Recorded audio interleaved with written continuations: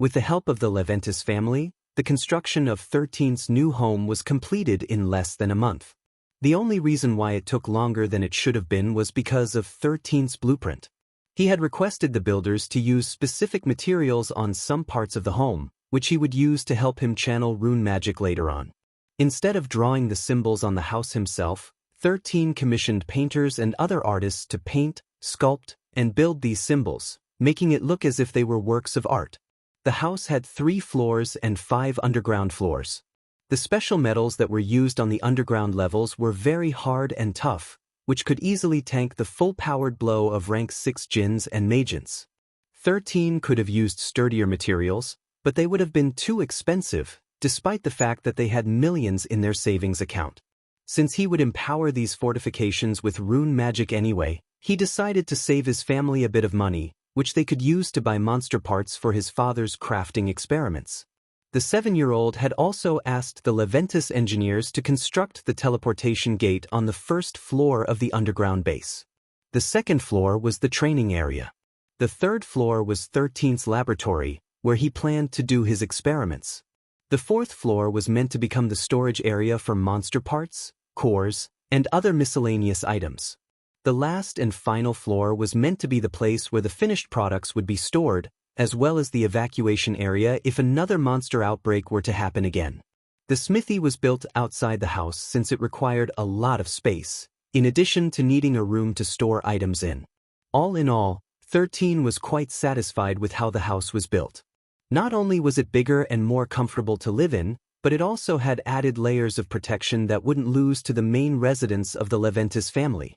13 spent nearly a month and countless resources in order to fortify their home with rune magic. He didn't care how much it cost him to make a safe place for him and his family to live in. He vowed that he wouldn't allow his carelessness to endanger his family again. Even a dozen assassins with the rank of champions would die if they tried to force themselves inside my home, 13 mused. As for a way to attack my enemies, I guess I'll settle for the Rangaminiad guided system. He might not be able to rise above anyone in Solterra, but the same couldn't be said for Pangea. While he was caught up in those thoughts, his phone began to ring, which made him frown. The caller was none other than his uncle, Mikhail Leventis. His general impression of his grandfather's right-hand man was lukewarm. Mikhail neither liked nor hated their family. 13 was fine with that. The only problem he had with the man was his annoying way of always fixing the glasses on his face whenever he was stating something of importance. In the end, the 7-year-old just thought that this was the default setting for villains who wore glasses, so he stopped paying attention to this habit of his uncle's. Yes. 13 asked as soon as he accepted the call. I just called to inform you that the Remington family is going to hold a party 2 weeks from now, Mikhail stated. They plan to invite all the members of the young generation from the prestigious families in Aldebaran who would soon have their first wandering. I'm not sure what will be discussed in this gathering, but it is highly possible that your family will get an invitation. Should we go or not? 13 asked bluntly. What did my gramps have to say about this? Mikhail didn't seem to mind the rude way his nephew addressed his father. The members of the Leventis family will also participate in this event, Mikhail replied. However, if possible, we wish for Mikhail to not attend the party even if he were to receive an invitation. I think this is the Remington family's attempt at gathering information about what transpired in your home when the heavenly phenomenon appeared. 13 nodded his head in understanding. Truth be told, he was the one who triggered the heavenly phenomenon. It happened after he inscribed the divine martial technique, Heaven's Blade, into the Empyrean Great Sword. He did this on purpose so that Arthur and the other higher-ups of the Leventis family would go to investigate what was happening. His plan worked, and with this, he managed to leech off the Leventis family in exchange for the 4 mythical weapons, which were now in the possession of his grandpa and grandma. Understood, 13 replied. I will tell my father and brother about this. Good. That is all I have to say. Okay. Mikhail ended the call while 13 went to look for Gerald and Mikhail to inform them about the party that the Remington family was going to host. I think Mikhail's call was a bit late, Gerald said with an awkward look on his face. My old friends from the Remington family asked me to come with Mikhail. I wasn't able to say no. 13 blinked once then twice before asking his father a question. Old friends? 13 asked. You were friends with people from the Remington family, Pops? Gerald nodded. It's a bit complicated. The lady whom my father wished for me to marry is now the wife of one of the heirs of the Remington family. The two of them are good friends of your mother and me, so I wasn't able to refuse their invitation. Is this why Gramps is angry with the Remington family? 13 asked. Yeah, Gerald nodded. He thought that the Remington family used a strong-arm approach to break my engagement with my close friend Vivian and forced her to marry my best friend, Elijah, instead. After I was disowned by the Leventis family, the two of them reached out to help me, but I declined their offers because I didn't want to further strain the relationship between the Remington and the Leventis families. Since we're all close friends, we still keep in touch with each other despite not seeing each other. This time, I have no excuse since Mikhail is bound to be spirited away on the night of the solstice. I'm hoping that the Remingtons will look after him in Solterra, so I decided to accept their invitation to the party. 13 scratched the back of his head before dialing his uncle's number. 3 rings later, Michael picked up and 13 informed him of the current situation. Understood, Michael replied. I'll inform Father about Gerald's decision. A second later, the line was cut. Gerald looked at his son in surprise because he didn't know until now that 13 and Michael had exchanged contact numbers. Pops, since you and brother are going, I want to come as well, 13 stated. Can I? Gerald pondered for a bit before nodding his head. As long as you behave and don't cause trouble, why not? Gerald replied. Pops, have more faith in me. 13 patted his chest with confidence as if he was someone who wouldn't cause trouble for their family. Relax, I'll behave and just observe my surroundings. For some reason, Gerald had a nagging feeling that bringing 13 to the party wasn't a good idea. However, he thought that he was just overthinking things and reluctantly agreed to his request. Little did 13, Gerald, and Mikhail know that even though they didn't want to look for trouble in the party, there were people who didn't care about their opinions and planned to make things difficult for them. That bastard!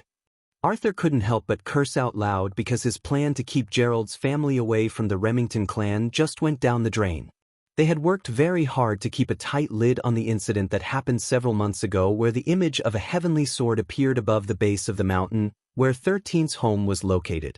Although it took a lot of effort, they managed to prevent the monarch clans, as well as the other prestigious families, from infiltrating their territory. Of course, the other families didn't really try to infiltrate the Leventis domain because if they did that, it would break the agreement between the different families.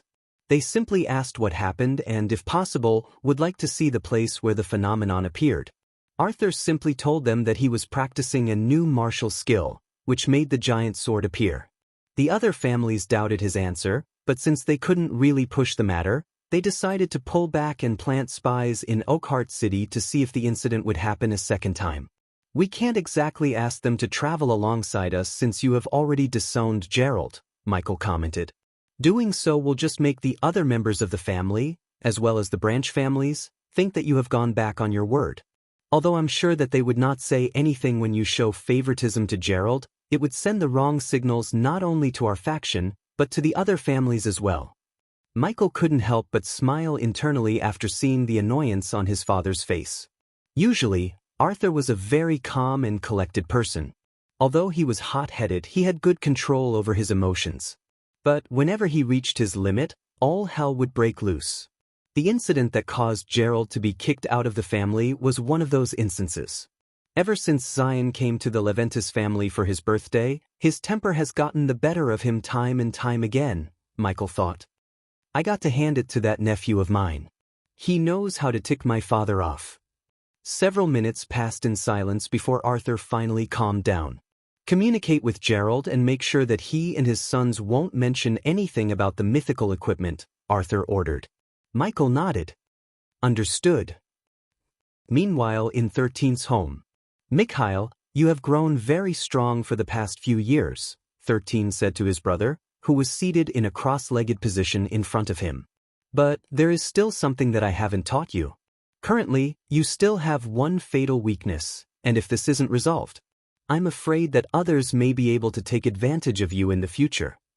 Mikhail looked at his brother with a solemn expression on his face as he waited for him to tell his fatal weakness. Shasha, who was also inside the training room and seated beside Mikhail, looked at her brother with a curious look on her face. Seeing that his brother was paying close attention to what he was going to say, 13 no longer held back and told him the weakness that he believed would become Mikhail's Achilles heel. You have no experience when it comes to dealing with girls, 13 said in a serious tone. Don't think that just because you've been around Mother, Shasha, and Remy, that it's enough for you to think that you have already developed a resistance to beautiful girls. Someone who is as honest, hardworking, and collected as you are is bound to be a henpecked boyfriend in the future. Just look at Pops, he is a henpecked husband and proud of it. Gerald, who chose that time to enter the training room, heard 13's words, making the corner of his lips twitch. Zion, I am not a henpecked husband, Gerald commented. I just do what your mother tells me, so that our family will live harmoniously. Sure, Pops, 13 replied as he shooed his father away with his hand. If that makes you sleep better at night. Mikhail and Shasha were still too young to understand what 13 was talking about, and this was evident in their faces. Because of this, the 7-year-old sighed because he understood that this was a difficult matter to explain. Brother, when we go to the party, you will be able to see many beautiful girls, 13 stated. There is a chance that they will be more beautiful than Shasha and Remy, making you feel smitten with them. If they come and talk to you, don't give them wrong replies. For example, if they ask your name, just tell them that your name is Mikhail. Don't add any surnames, okay? Mikhail nodded in understanding. Then, if they ask you to dance, just shake your head, 13 said. If they insist, just say no. But when you say it, don't say it softly. Say it firmly. Now let's practice. Say no. No. Firmer. No. Make it a bit more forceful and make sure to look them in the eye when you say it. No. Good. 13 nodded. Of course, many people will ask you questions. In order to bypass this, make yourself look bored as if you don't find anything interesting in your surroundings. You need to act mysterious and unreachable. This is a skill that you need to develop before you go to Solterra. This way, no one will treat you as someone who could become their subordinate. Also, ladies are a sucker for mysterious handsome guys who gives them a cold shoulder. They find bad boys irresistible. Gerald, who was only supposed to check the quality of weapons in the training grounds, nodded his head in agreement after hearing his son's words. He did the same when he was in Solterra, and several ladies had shown interest in him, including his ex-fiancée, who was now married to his best friend from the Remington clan. Zion, should I also act cold and mysterious to people I am meeting for the first time? Shasha asked. Yes, sister, 13 nodded. If you do this, many handsome guys will flock to you and will want to get close to you. Treat them as your lackeys, and treat the most persistent ones as your slaves. Shasha nodded seriously. Understood. Also, if anyone tries to use force to make you like them, just tell me their name, 13 replied. I'll eliminate them quietly. Okay, Zion, Shasha replied. I trust you. Gerald started to sweat buckets because he didn't know if 13 was joking or not. If his son truly did as he stated, wouldn't that be bad for their family? Mikhail, treat the party that we will be attending as part of your training, 13 stated. I will be grading your performance. Once we get home, I will tell you my analysis and we will work on the flaws that you showed during the party. Mikhail nodded. I trust you, brother. Gerald wasn't able to take it any longer and cleared his throat. Zion, you know that your brother is a gentle soul, Gerald said. Will he really be able to treat others coldly? Not right away, 13 replied. This is why I will observe him during the party. Relax, Pops. I got this. 13 had been the host of several harem kings and harem princes, just like his former host Vincent. Although he felt a little bad in turning his gentle and kind brother into a cold-hearted man, he believed that this was necessary for him to survive in Solterra. Kind and dependable people were always taken advantage of by others, and he didn't want the eldest of their family to suffer such a fate. Finally, the day of the party arrived. 13, Gerald and Mikhail were all wearing tailor-made black suits, which brought out their good looks. Mikhail stood out between the two men because his father and brother both had black hair. He, on the other hand, had blonde hair and blue eyes, making him look as if he was adopted. However, this was only true if he was with father and brother. The one who truly stood out from their family was 13. His mother, as well as his 3 siblings, all had blonde hair, while he was the only one with black hair. Gerald thought that the Leventis family genes were thicker when it came to 13, so he inherited the black hair of their family. "Are you feeling nervous, Mikhail?" 13 asked. "A little," Mikhail replied. "It's fine to be anxious," 13 stated. "As long as it doesn't show on your face, okay?" "I'll do my best, brother." Alessia gave her 2 handsome sons a kiss on their cheeks before saying her goodbyes to them. "Mikhail, remember the names of the girls who approach you during the party, okay?" Alessia said. "I will see if they are a good match for you." "Yes, mother," Mikhail replied. "Zion, don't cause trouble, okay?" Alessia then crouched down to look at her 7-year-old with a smile. "Don't be rude to people at the party." "Mother, why do you always remind me to not be rude to people?" 13 blinked. "Do you have such a low opinion of me?" "I have a very high opinion of you," Alessia replied with a smile. "This is why I am worried that you will talk down to people as if they are not your equal." "Rest assured, mother," 13 stated. "I know what to do." After getting her son's assurance, she was finally able to breathe a sigh of relief. At that exact moment, they heard the sound of an approaching helicopter. "Looks like our ride has come to pick us up," Gerald said as he looked at the helicopter with the emblem of the Remington family painted on its body. "Let's go. It is best that we don't keep them waiting." 13 and Mikhail nodded as they followed behind their father. His father's best friend, Elijah, told him that he would send a helicopter to pick them up to hasten their travel time. Gerald didn't refuse his kind offer because it would take them nearly 5 hours to travel to the Remington clan's residence by car. The helicopter that they rode on was a military-type attack helicopter meant to provide support fire against monster outbreaks from dimensional gates. 13 was quite impressed with its speed, mobility, and ammunition that he thought that it would be a good idea to have one for their family's personal use. The other thing that he liked about this particular helicopter was that it wasn't noisy. The sound of the propeller could not be heard inside it, allowing everyone to talk without any noise or interference. "Pops, how close are you to your best friend?" 13 asked when they were halfway through their journey. "Very close," Gerald replied. "The 2 of us are actually sworn brothers, and his wife and your mother were sworn sisters." "Excellent." 13 nodded his head in satisfaction. "Do you think he would give you this helicopter if you ask him nicely?"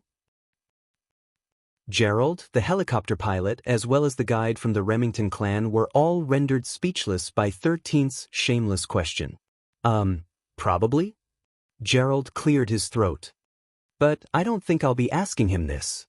My skin is not that thick, you know." "Yeah," 13 commented. "If your skin was thicker, you wouldn't have become a henpecked husband." Gerald wanted to cough out blood then and there at his son's words, which made the pilot and their escort smile. They were only told to pick Gerald up from his home, and they knew very little about him. The only thing they knew was that he had been disowned by the Leventis family and was one of the Remington heir's close friends. After hearing his son call him a henpecked husband, they couldn't help but feel sorry for him. The journey only took an hour before they landed inside the Remington's family estate. While they were still in the air, 13 noticed 5 people waiting for them on the ground. He assumed that 4 of them were his father's friends, Elijah Remington, Vivian Remington, as well as their 2 children. The last one looked older, which he assumed to either be their family's butler or a relative of Elijah's or Vivian's. When the helicopter landed and the rotors stopped spinning, Gerald got off the helicopter and walked toward his 2 friends with a smile on his face. "It has been years since we last saw each other," Gerald said. "I'm glad to see that both of you look happy. And it's all thanks to you," a handsome man, who seemed to be in his early 30s, said with a smile. He had short dark blue hair and blue eyes that were filled with warmth. The beautiful lady standing beside him had long brown hair and green eyes, which seemed to see through a person's soul. Gerald hugged both of them, and even planted a kiss on Vivian's forehead, making the smile on her face widen even more. "This must be your son Harry, and your daughter, Leah." Gerald looked at the two children, who were similar in age to Mikhail and 13. Harry, the eldest, had short brown hair and green eyes like her mother. Leah, on the other hand, had long, dark blue hair and blue eyes like her father. "And this must be Mikhail and Zion," Elijah commented. "Your eldest looks like Alessia, and Zion looks like you." Gerald nodded his head in agreement because this was indeed the case. "Uncle Benedict, looks like you still haven't kicked the bucket yet." Gerald chuckled. However, his chuckle didn't last for long before it was replaced with a gasp of pain because the middle-aged man, who was also Vivian's father, smacked his head for being annoying. "It seems that you're still the same piece of sh*t. Benedict snorted. "It's good that you convinced Elijah to man up and marry my daughter. If you and Vivian had married each other instead, I would have died years ago from irritation." Benedict then shifted his attention to 13, who was looking at him with great interest.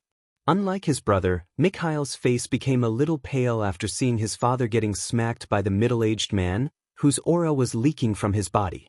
Similar to Hans, Benedict was a champion, and a fairly powerful one at that. "Well, it seems that Alessia has given birth to at least one interesting kid," Benedict commented as he looked at the 7-year-old who was looking at him with a faint smile on his face. "Child, are you not scared of me?" "Why would I be scared of you?" 13 asked back with an amused expression on his face. "Because I can easily pinch you to death," Benedict replied. 13 nodded. "You're right. But you wouldn't dare to do that." "Oh, do you think that this no-good father of yours will be able to protect you from me?" "Not him. But my grandma, Lady Callista. I'm sure she will be more than happy to rip you to shreds." Benedict stiffened for a bit before a devilish smile appeared on his face. "Don't tempt me to hurt you, child," Benedict said in a dangerous tone. "There are two names that I dislike hearing the most in this world. The first one is Arthur Leventis, and the second one is your grandmother's name. If you want to live longer, make sure to remember that." 13 didn't reply, but the smile on his face also widened. The 7-year-old and the 100-year-old man, who looked as if he was in his early 50s, stared at each other with smiles on their faces. Harry and Leah were quite surprised because they could tell that their grandpa had taken a liking to 13, which was something that not even the other children of the Remington family were able to achieve. Elijah cleared his throat and patted Gerald's shoulder. "How about we talk inside?" Elijah proposed. "Also, the 3 of you should join our table. It will be nice to dine together and chat like old times." Gerald nodded and led his 2 sons inside the Remington clan's main residence. This was the first major social gathering that he had attended since he was disowned by his father. He was certain that he would meet old friends and enemies alike, whom he hadn't seen for many years. Unlike Arthur's birthday celebration, which only a select few could attend, the Remington party was open to all the high-ranking people of the Aldebaran continent. Businessmen, merchants, officers of the government, as well as other influential people that resided in the continent. Literally, there were thousands of people that were at the party. However, the monarch families were built differently. The venue where they held their special events were as big as a coliseum, easily fitting the number of their guests with plenty of room to spare. Since this event was held for the future wanderers, who were bound to get spirited away in a few months, there were hundreds of teenagers present as well. This was the first time that Mikhail had attended such a gathering, so it was hard for him to keep his composure. 13, on the other hand, wasn't fazed by something like this.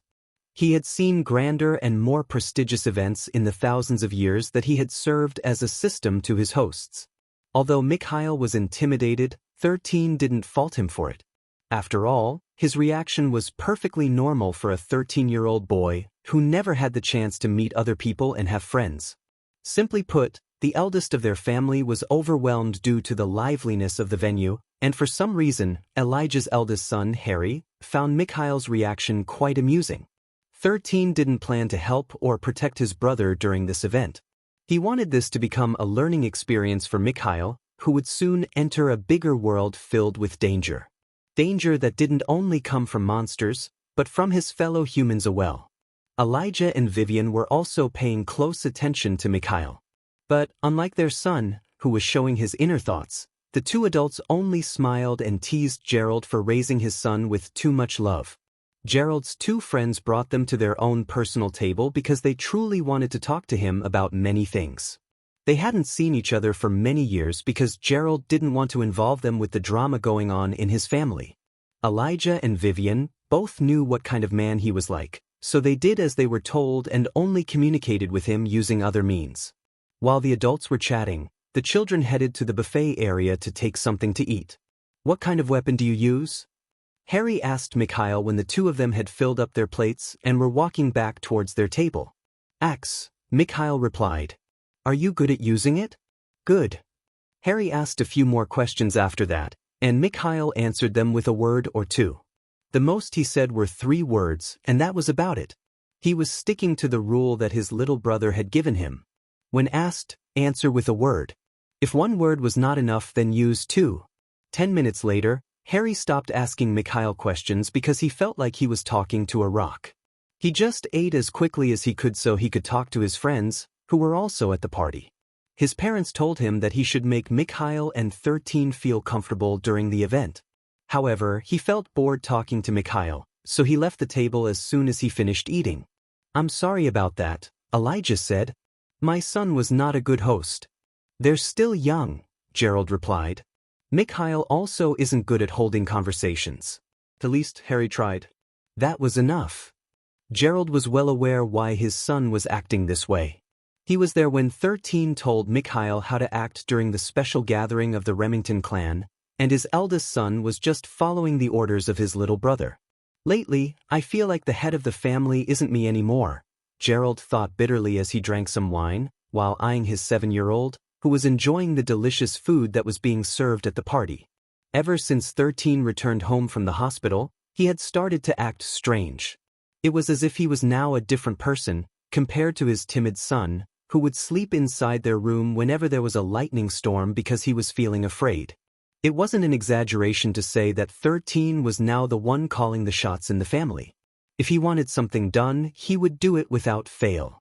He didn't want to admit it, but the comfortable lifestyle that they were enjoying right now was all due to his son, who was already heading to the buffet area for round 2. When he was sure that 13 was out of earshot, Elijah asked Gerald a question. "Did you train Zion at an early age?" Elijah asked. Gerald didn't answer right away. He was half contemplating if he should tell his best friend that his son didn't receive any training from him. In fact, the one that was training their entire family was none other than 13. "He received training right after he was released from the hospital," Gerald replied. "He was more hardworking than me when I was his age." "That explains it," Elijah nodded. "Every step he takes is very steady. It is as if he has full control of his body and mind, not letting others see anything about him. I have been observing since your arrival, and he is like a tightly closed book, not allowing anyone to read the information it possesses." Gerald chuckled because he also felt this way in the past. However, after everything that happened, he no longer cared. For him, as long as his family was safe and living a comfortable life, that was enough. Also, even if he was just doing blacksmithing, that didn't mean that his fighting ability had degraded. In fact, it even grew by leaps and bounds. The hammer for all seasons, which 13 had imparted to Gerald, was originally a martial technique by a blacksmith who fought on the front lines of a war to protect his people. Every swing carried the years of experience he had in perfecting his craft. Every blow held a force that could crush a boulder to pieces. Even the enemies wearing heavy armor would be sent flying with a single swing of his hammer. Gerald knew that he was far stronger than he was when he was still active as a wanderer in Solterra. If he faced off against the assassins who had tried to assassinate him 2 years ago, all of them would die in his hands, without him getting injured in the slightest. 13 walked confidently towards the dessert area, while taking in the sights and sounds of everything around him. He had memorized the faces of the most important people in the continent of Aldebaran days ago by looking up their information on the internet. A simple Google search was enough to see their faces and the field that they were working in. Of course, 13 didn't know everyone because that would be impossible. But he knew the most important ones, those who held significant power and influence in the continent of Aldebaran. Just a glance was enough to see that even the upper class had their own circles, and people that they didn't get along with. 13 was paying close attention to which groups were with who, so that when he needed to expand his operations, he would know which side to pick. But there was only one problem. Leah, the youngest daughter of Elijah and Vivian, was following him like a tail. "Is there something I can help you with?" 13 asked the girl, who was the same age as him. Leah shook her head. "My mom said that I should look after you today." "By looking after me, you mean following me?" "Yes." 13 tilted his head to the side, but in the end he didn't tell Leah to mind her own business. "It must be hard on you," 13 said with a smile. "It is." Leah nodded. "But you're different from your brother. He looks like he is about to cry any moment, but you are calm and at ease." 13 wasn't able to stop himself from chuckling after hearing Leah's positive comment about his brother, Mikhail. "He's just tense." 13 glanced at his brother, who couldn't help but look at the beautiful girls who were around his age in the event hall. The ladies in their family were beautiful, but in the end they were his family. Even though Mikhail loved them very much, his feelings for them would naturally be different compared to other girls, especially the ones who were just as beautiful as his sister, Shasha. But seeing other girls, especially those that came from the monarch clans, as well as the 10 prestigious families, was certainly a different experience. A glance was enough to tell that they were a different breed from the normal people in the room. They exude an aura of confidence and strength, which could be seen through their actions. These children had trained their families' martial arts from a very young age, making them powerful warriors in their own right.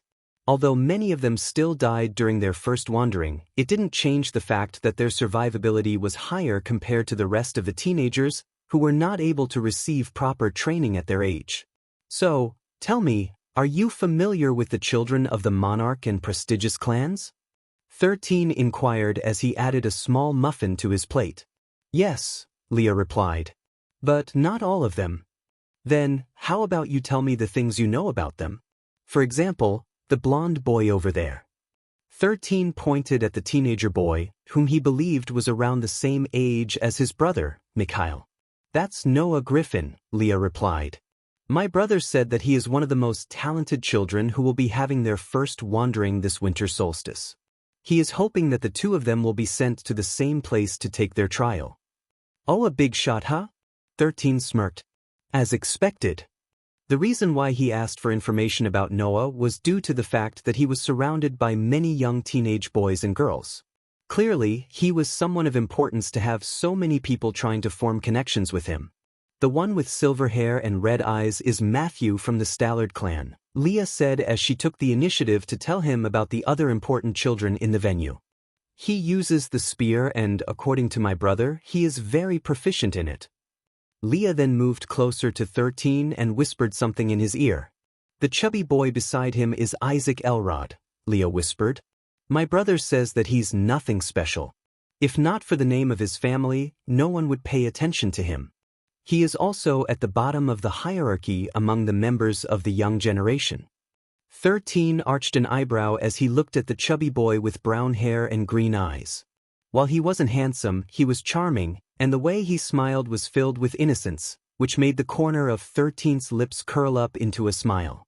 Either he is as useless as people say he is, or he is a pig that can eat a tiger, 13 thought.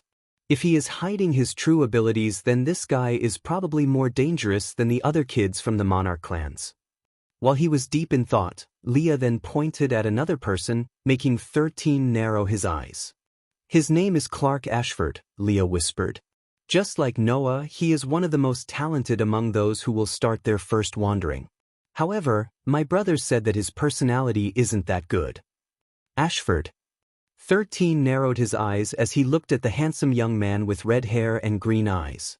He had a grudge against the head of the Ashford clan because he was the same person who had killed his former host. 13 didn't have any quarrel with the entirety of the Ashford clan because he knew that the children couldn't choose who their fathers or mothers would be. They just so happened to share the same name, so 13 didn't think much of them. He might be a vengeful person, but he wasn't someone who would target the innocent. As a system, and as a human, he had his bottom line. He didn't care if their surnames were Ashford, Griffin, Elrod, Stallard, or Remington. His vengeance only extended to some people, and not their entire bloodline. Of course, if they antagonized him, that was a different matter. Anyone who dared to hurt him, or his family, would suffer the consequences of their actions. Suddenly, a loud voice reverberated in the surroundings of the venue.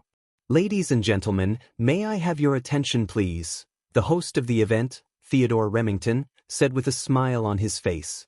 "Now that the majority of you have eaten and drunk your fill, it is now time for some entertainment. However, since this event was made for the members of the young generation, they will play the role of entertaining everyone here by showing off their amazing skills in front of everyone." 13 smirked because he had already expected something like this to happen.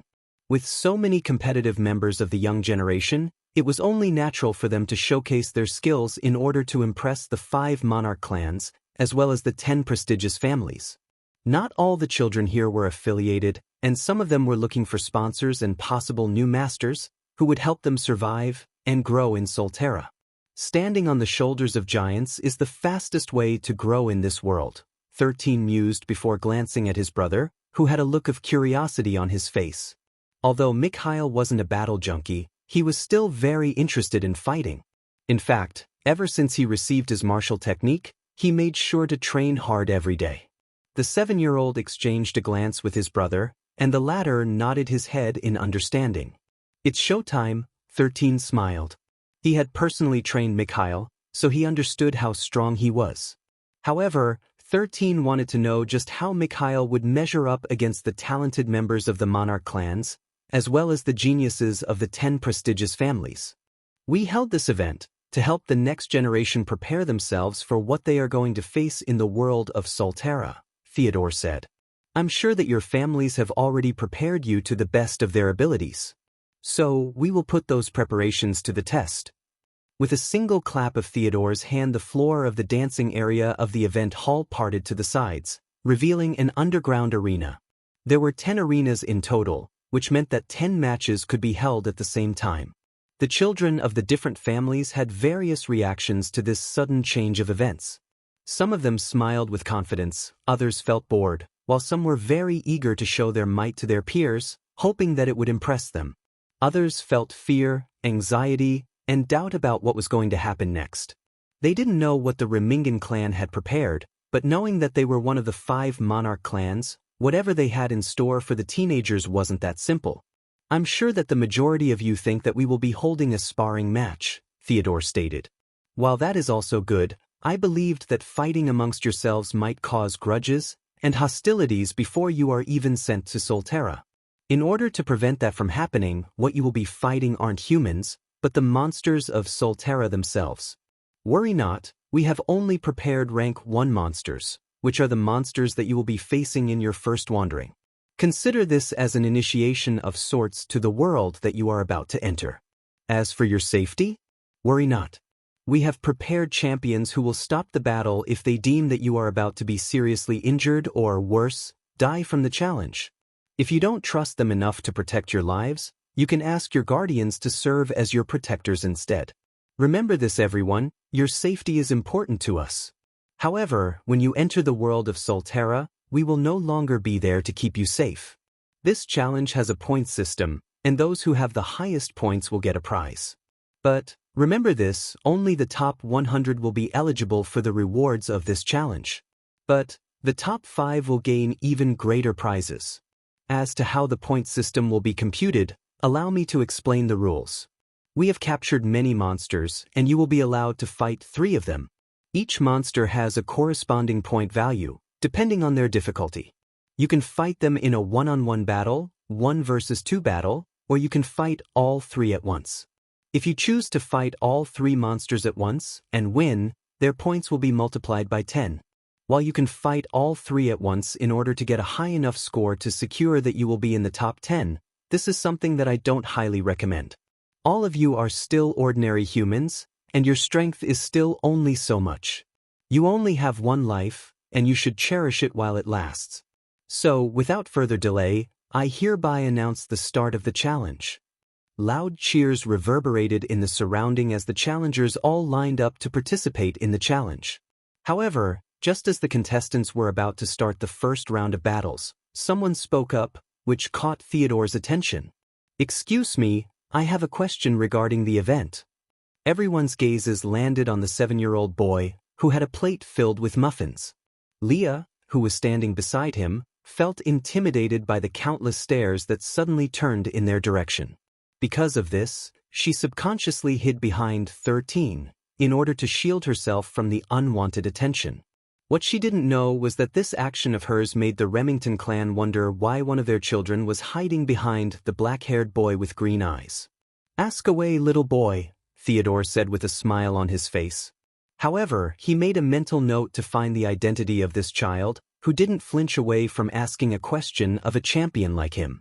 Not everyone could address him in such a manner, especially in the gathering that he himself had started.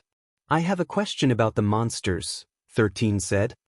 "Since they are monsters, there is a chance that they might fight against each other when they are released at the same time. My question is this. What would happen if 2 of the monsters killed each other and the contestant didn't do anything? Would that still be considered to be their win?" "Oh my, I didn't know we had a smart child here." Theodore was no longer offended by the sudden interruption of the 7-year-old and even looked at him with amusement. "In the case that the monsters kill each other, or are no longer able to battle, it will be considered the challenger's win." "Thank you for the clarification," 13 replied. Theodore smiled faintly and raised his hand to resume the start of the event. Mikhail then glanced at his brother because he knew that Zion wouldn't do anything without a proper reason. Suddenly, it hit him, making his eyes widen in shock. "I understand, brother," Mikhail thought as he gave his brother a look of understanding. "Thank you for your help." Seeing that Mikhail seemed to have understood his intention, 13 just smiled and returned to their table to eat the muffins that he had piled up on his plate. Leah followed him back and sat on her chair while sighing in relief. Elyon and Vivian looked at their adorable daughter with smiles on their faces. Although they knew that she was spooked and embarrassed by what had happened earlier, they decided to not say anything. Vivian even asked her daughter affectionately if she wanted to come with her to get some desserts. Naturally, Leah nodded her head and followed her mother with a smile. Gerald then glanced at his son and gave the boy a thumbs up in his heart. Just like Mikhail, he realized why 13 had asked a question. Now, he was looking forward to Mikhail's turn to challenge the monsters of his choice, which he believed would be an interesting fight to watch. Harry stood in one of the arenas with a confident look on his face. He had chosen to fight against the one-horned forest wolf, which was one of the strongest rank 1 monsters in the list. The highest number of points that a single monster could have was 110 points, and the forest wolf gave 90 points. Harry was sure that once he defeated this monster, he would enter the top 100, and even have a shot for the top 5, where greater prizes would be awarded to the winner. The other candidates had a similar strategy to their peers. They fought the monsters that they believed were something that they could handle. Since they felt that they would be unable to beat the 5 monarch clans as well as the 10 prestigious families, they chose monsters, which would allow them to enter the top 100 easily. Of course, there were children who decided to not participate in the battle because they were not confident about being able to beat the monsters that the Remington family had prepared for this challenge. Out of the hundreds of children that were present in the venue, only a little over 200 participated in the battle. These children belonged to the monarch clans, the prestigious families, the military families as well as powerful families, who were only a tier or 2 lower than the 10 prestigious families. These were the families that were eyeing their position and wanted to stand on equal ground with the most influential families in the world. Of course, unless they produced a throne, they would not be able to accomplish their dreams of being part of the prestigious families. When the one-horned forest wolf was released in the arena, Harry immediately took action. His father, Elijah, had chosen to be his guardian, ready to interfere if he deemed that his son was in danger. Harry had been trained since he was young, and he had also fought against rank 1 monsters before. This was an essential part of the Remington clan's training, and only those who managed to show excellent results would be considered children worth investing in. This was his third time fighting against a one-horned forest wolf, so he already knew how to deal with it. The wolf lunged at him, using its superior speed to kill the prey before him. However, Harry had already expected this, so he deftly dodged to his right side. When the wolf went past him, the teenage boy slashed his sword, targeting the foot of the forest wolf, slicing it in half. The bronze grade sword in his hand was crafted by the best blacksmiths of the Remington family. It could be wielded by ordinary children who hadn't had their first wandering. Because of this, Harry was easily able to cripple his enemy, preventing it from running all over the place. The forest wolf was a very agile creature, but the moment one of its legs was crippled, its only advantage disappeared completely. Harry then made short work of it, and before long, the one-horned forest wolf finally breathed its last and died to a clean stab in its head. Elijah gave his son a nod of approval because he didn't disappoint their family. In another arena, Matthew Stallard had also finished his battle. The teenage boy fought against a rank 1 dire bear, which was equivalent to 96 points. He ended the battle in one swift spear thrust, targeting his opponent's chest area where the heart was located. He then glanced at the person whom he considered to be his rival, Clark Ashford. The battle was just about to start, and everyone's gaze was focused on the genius of the Ashford family, whom everyone had high hopes for. He was fighting against a ferocious saber-toothed tiger, which was a pseudo-rank 2 monster. It was worth 110 points, and was considered to be the strongest monster in the rank 1 category. The 2-meter-tall saber-toothed tiger roared as it looked down on the fool, who chose it as its enemy. Clark made a come-and-get-me gesture with his hand to the monster, infuriating it instantly. With a roar filled with anger, the ferocious saber-toothed tiger charged towards the teenager with bloodshot eyes. It opened its jaws, showing its razor-sharp teeth, ready to shred the arrogant child to pieces. Clark only sneered as he also ran towards the monster with his sword raised above his head. When they were only a few meters away from each other, Clark did the unexpected and slid under the monster's body, just as the latter was about to bite his head off. His sword, which was raised above his head, effortlessly sliced the underside of the saber-toothed tiger, making it roar in pain. Blood flowed out of its body, dyeing the arena in red. Clark then casually brushed the dirt off his robes before flicking his sword to the side to remove the bloodstains that had clung to its blade. Just like the weapons possessed by the children of the monarch clans, as well as the prestigious families, the quality of his sword was at the peak of the bronze grade, making it the strongest weapon in its rank. Despite its injuries, the ferocious saber-toothed tiger didn't back down and stubbornly attacked the boy, who no longer attacked, but simply evaded his opponent's attacks with ease. The saber-toothed tiger was now like a bull that could only charge in one direction, leaving a trail of blood behind. Matthew clicked his tongue when he saw this because he understood the message that Clark was trying to tell everyone in the event. Anyone who dared to get in his way would suffer in the same way that the saber-toothed tiger was, as it slowly, but surely, bleed to death. It was a long and agonizing death. It was a pitiful death, which was the message that Clark wanted to send his peers. Join me and live, oppose me and die a dog's death. A few minutes later, the ferocious saber-toothed tiger gave an unwilling death cry before its body finally collapsed into a pool of its own blood, and died filled with anger, bitterness, and frustration. More battles followed, but they weren't as impactful as the battles of the families that stood at the top of the world. Even the chubby boy, Isaac Elrod, who was considered to be in the bottom tier among the 5 monarch clans, was able to defeat his opponent, earning him 80 points on the leaderboard. Is there anyone else who would like to test their skills? Theodore asked after only a handful of people remained fighting in the arena. This is the last call before the scores will be tallied and the top 10 and top 100 will be announced. At that moment, Mikhail stepped forward and raised his hand. I would like to try this challenge, Mikhail stated. Theodore nodded and made a gesture for the boy to approach a middle-aged man, who was responsible for bringing the monsters to the arena. Mikhail checked the list that the man had given to him and made his choice. The man was surprised because Michael decided to not only fight one monster, but decided to fight 3 monsters at once. Boy, are you sure about this? The middle-aged man asked. Trying to show off may result in your death. Do you really wish to go ahead with this arrangement? Yes, sir, Mikhail replied, making the middle-aged man shake his head. Very well, the middle-aged man said. You're lucky there are referees to save you in this match, boy. Because I am certain that you're just making a fool of yourself. Go to Arena 7. The one in the middle, and I will send the monsters there for you to fight. Mikhail thanked the man and headed to the arena. 13 gave his brother a knowing glance before nudging his father to go to the arena to become Mikhail's protector. Gerald nodded and followed behind Mikhail with a smug expression on his handsome face. Since the fights of the geniuses of the monarch clans and the prestigious families were over, no one paid attention to the battles that were happening in the arena. They didn't even glance at Mikhail when he walked up into Arena 7 in order to fight his battle. Although the other families didn't pay any attention to this battle, Theodore and his staff did. As the organizers of this event, they wanted to see who among the members of the young generation were worthy of note.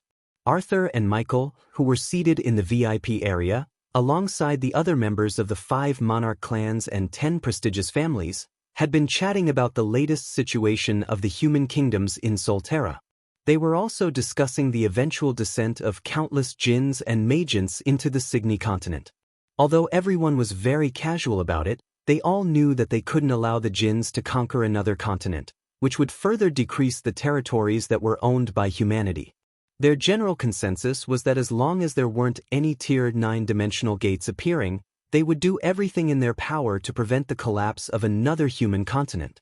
The Griffin clan, which was one of the monarch clans, and ruled the Signy continent alongside 3 other prestigious families, had declared that they would not abandon their domain and fight with everything they had. They were even encouraging the wanderers of their continent to fight for their homeland.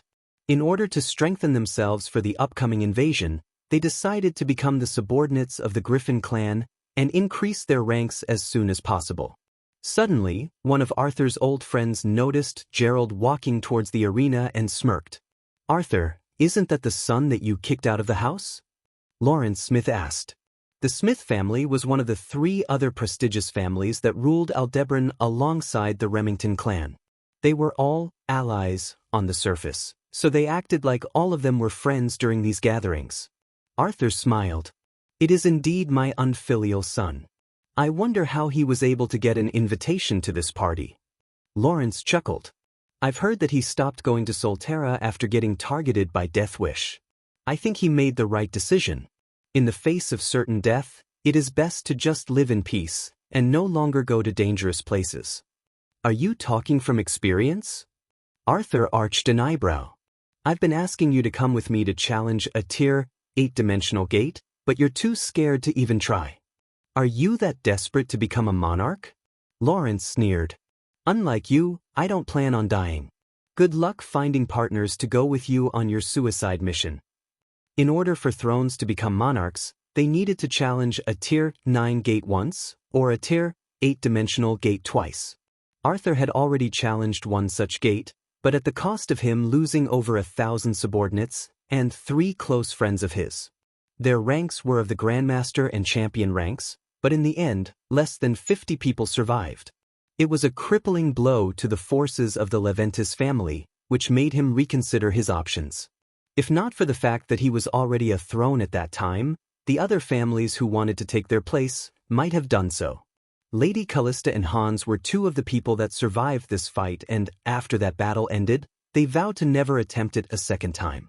This happened over 50 years ago, and since then, Arthur hadn't challenged another Tier 8 gate.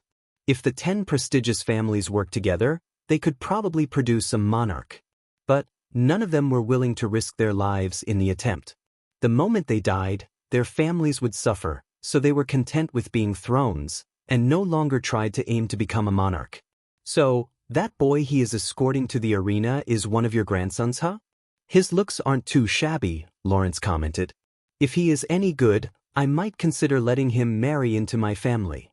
Arthur didn't make any comments and simply glanced at the arena while twirling the wineglass in his hand. He and Michael had been paying close attention to Gerald's family. When 13 spoke up earlier, Arthur almost threw an apple at his bastard grandson's head while shouting, "Will it kill you to behave and keep a low profile this once?"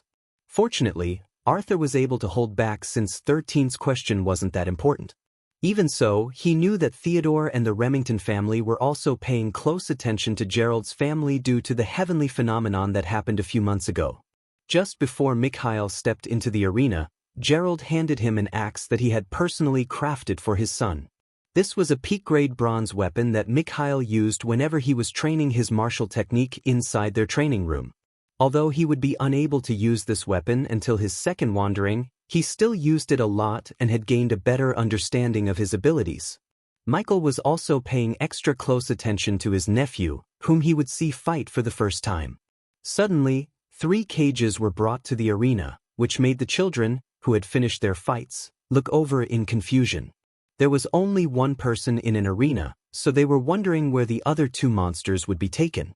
However, when they saw that all 3 cages were brought to Arena 7, their eyes widened in shock when they thought about a possibility. Even Theodore, who had left his staff to handle Michael's challenge, was very surprised. This kid. Theodore held back a chuckle after seeing the identity of the 3 monsters he had chosen. Did his father help him out? Theodore glanced at Gerald, who had his arms crossed over his chest while he looked at his son, who was standing in the arena with a weapon in hand. Although he already knew the outcome of the battle, Theodore still decided to watch how things would unfold. The purpose of this event was to observe who among the next batch of wanderers would be the most promising, and it seems that he found a rough gem who would soon make a name for himself in his first wandering. If earlier no one was paying attention to the last challenger that was standing in the arena, now everyone did. Mikhail stood tall with a weapon in hand and looked at the 3 covered cages that were about to be opened. The moment these cages were opened, 3 creatures emerged from it, and they made the people who were watching the battle gasp in surprise. The first one was the bronze prime ape. Its fur was the same color as bronze, so people had called it so. It also had a very short temper and would not hesitate to attack anyone that it saw. However, on the point ranking system, the bronze prime ape was only around 60 points. The second monster that appeared was the golden butt baboon. Just like its name implied, the color of its butt was gold instead of the usual red color. It was a very territorial beast, and very fierce as well. Similar to the bronze prime ape, it would also not hesitate to attack anyone who dared to come near its territory. The point ranking system made by the Remington clan only gave the golden butt baboon 55 points, which was 5 points lower than the bronze prime ape. The moment the bronze prime ape and the golden butt baboon saw each other, both of them roared at each other, preparing to fight. Not many people knew, but these 2 monsters had an irreconcilable hatred for each other. Their territories always overlapped with each other, so beast wars between them were very common. Perhaps due to the constant war between the 2 species, even their hatred for each other was transferred through their genes, making all their offspring hate each other with a vengeance. But, just as the 2 monsters were about to clash, the third monster was released, and it was none other than the red-eyed chimpanzee that stood over 3 meters tall. The bronze prime ape and the golden butt baboon were both nearly 2 meters tall. But the red-eyed chimpanzee towered over them. Unlike the 2 smaller monsters, the red-eyed chimpanzee was given 85 points by the ranking system, making it a very formidable monster. But, as soon as it made its appearance, the 2 other monsters seemed to have forgotten their hatred for each other and attacked the red-eyed chimpanzee together, as if the 2 of them couldn't coexist with it. The teenagers and the guests, who were not very knowledgeable with the ecology of monsters, gasped in shock after seeing such a sudden turn of events. The veterans, like Gerald and Theodore, looked at this scene as if they had seen it countless times in the past. The red-eyed chimpanzee was a very brutal monster that not only ate other creatures, it also ate its own species. It was a cannibalistic monster. For most other beasts, though, eating their own kind and young was taboo. Although the prime ape and the golden butt baboon treated each other like mortal enemies, both treated the red-eyed chimpanzee as a threat that must be eliminated first. Loud cries and shrieks reverberated in the surroundings as blood, flesh, and fur was torn off of the bodies of the monsters as they engaged in primal combat. They all ignored the child that was standing a good distance away from them, while holding a weapon in his hand. For them, he wasn't a threat, and they could deal with him anytime they wanted. It was more important to eliminate the biggest threats first before they handled the small fry. Mikhail watched the battle unfold with a calm expression on his face. He was holding his weapon firmly in his hand, never lowering his guard, and ready to act at a moment's notice. Despite the 2-versus-1 scenario, the red-eyed chimpanzee was able to hold its ground and land blows, scratches, and bites on the 2 smaller monsters, who were fighting against it in a state of frenzy. "Who is that person?" Clark Ashford asked one of his subordinates. He already knew what the outcome of the match would be, and he felt that the boy had stolen the glory that was supposed to be his. "According to the information I gathered earlier, his name is Mikhail Leventis, young master," the teenage boy, who seemed to be around 16 years old, replied in a respectful tone. "Leventis?" Clark frowned. "Why haven't I seen him at any of the family gatherings? Is he a genius of the Leventis family that they are training in secret?" "No, young master," the subordinate replied. "He is the son of Gerald Leventis, the one that was kicked out of the Leventis family several years ago." "That person," Clark glanced at Gerald, who was standing beside the ring with a smug expression on his face. No matter how hard he tried to hide it, he just couldn't stop himself from smiling after seeing his son's performance. "Should we bring him into our faction, young master?" the subordinate asked. Clark pondered for a bit before shaking his head. "I now understand why he is at this party," Clark stated. "My mother said that Gerald Leventis was close friends with Elijah Remington and Vivian Remington. Since they are also at this party, it means that they were the ones who invited him. It's a waste of time to bring him into our faction because I'm sure that the Remington clan will make a move to have him become one of Harry's retainers." Clark glanced at the boy, who originally thought that Mikhail was a pain to deal with. Earlier, Harry had stopped his attempt to befriend and get close to Mikhail because the latter was only giving him one-word answers. He thought that the handsome blonde teenager was a boring character, but now his opinion of him changed drastically. Only someone that was knowledgeable about the monsters in Solterra could think up this kind of monster combination, and, although he didn't want to admit it, Mikhail had stolen everyone's glory by using his knowledge to the fullest. The first one to die was the golden butt baboon.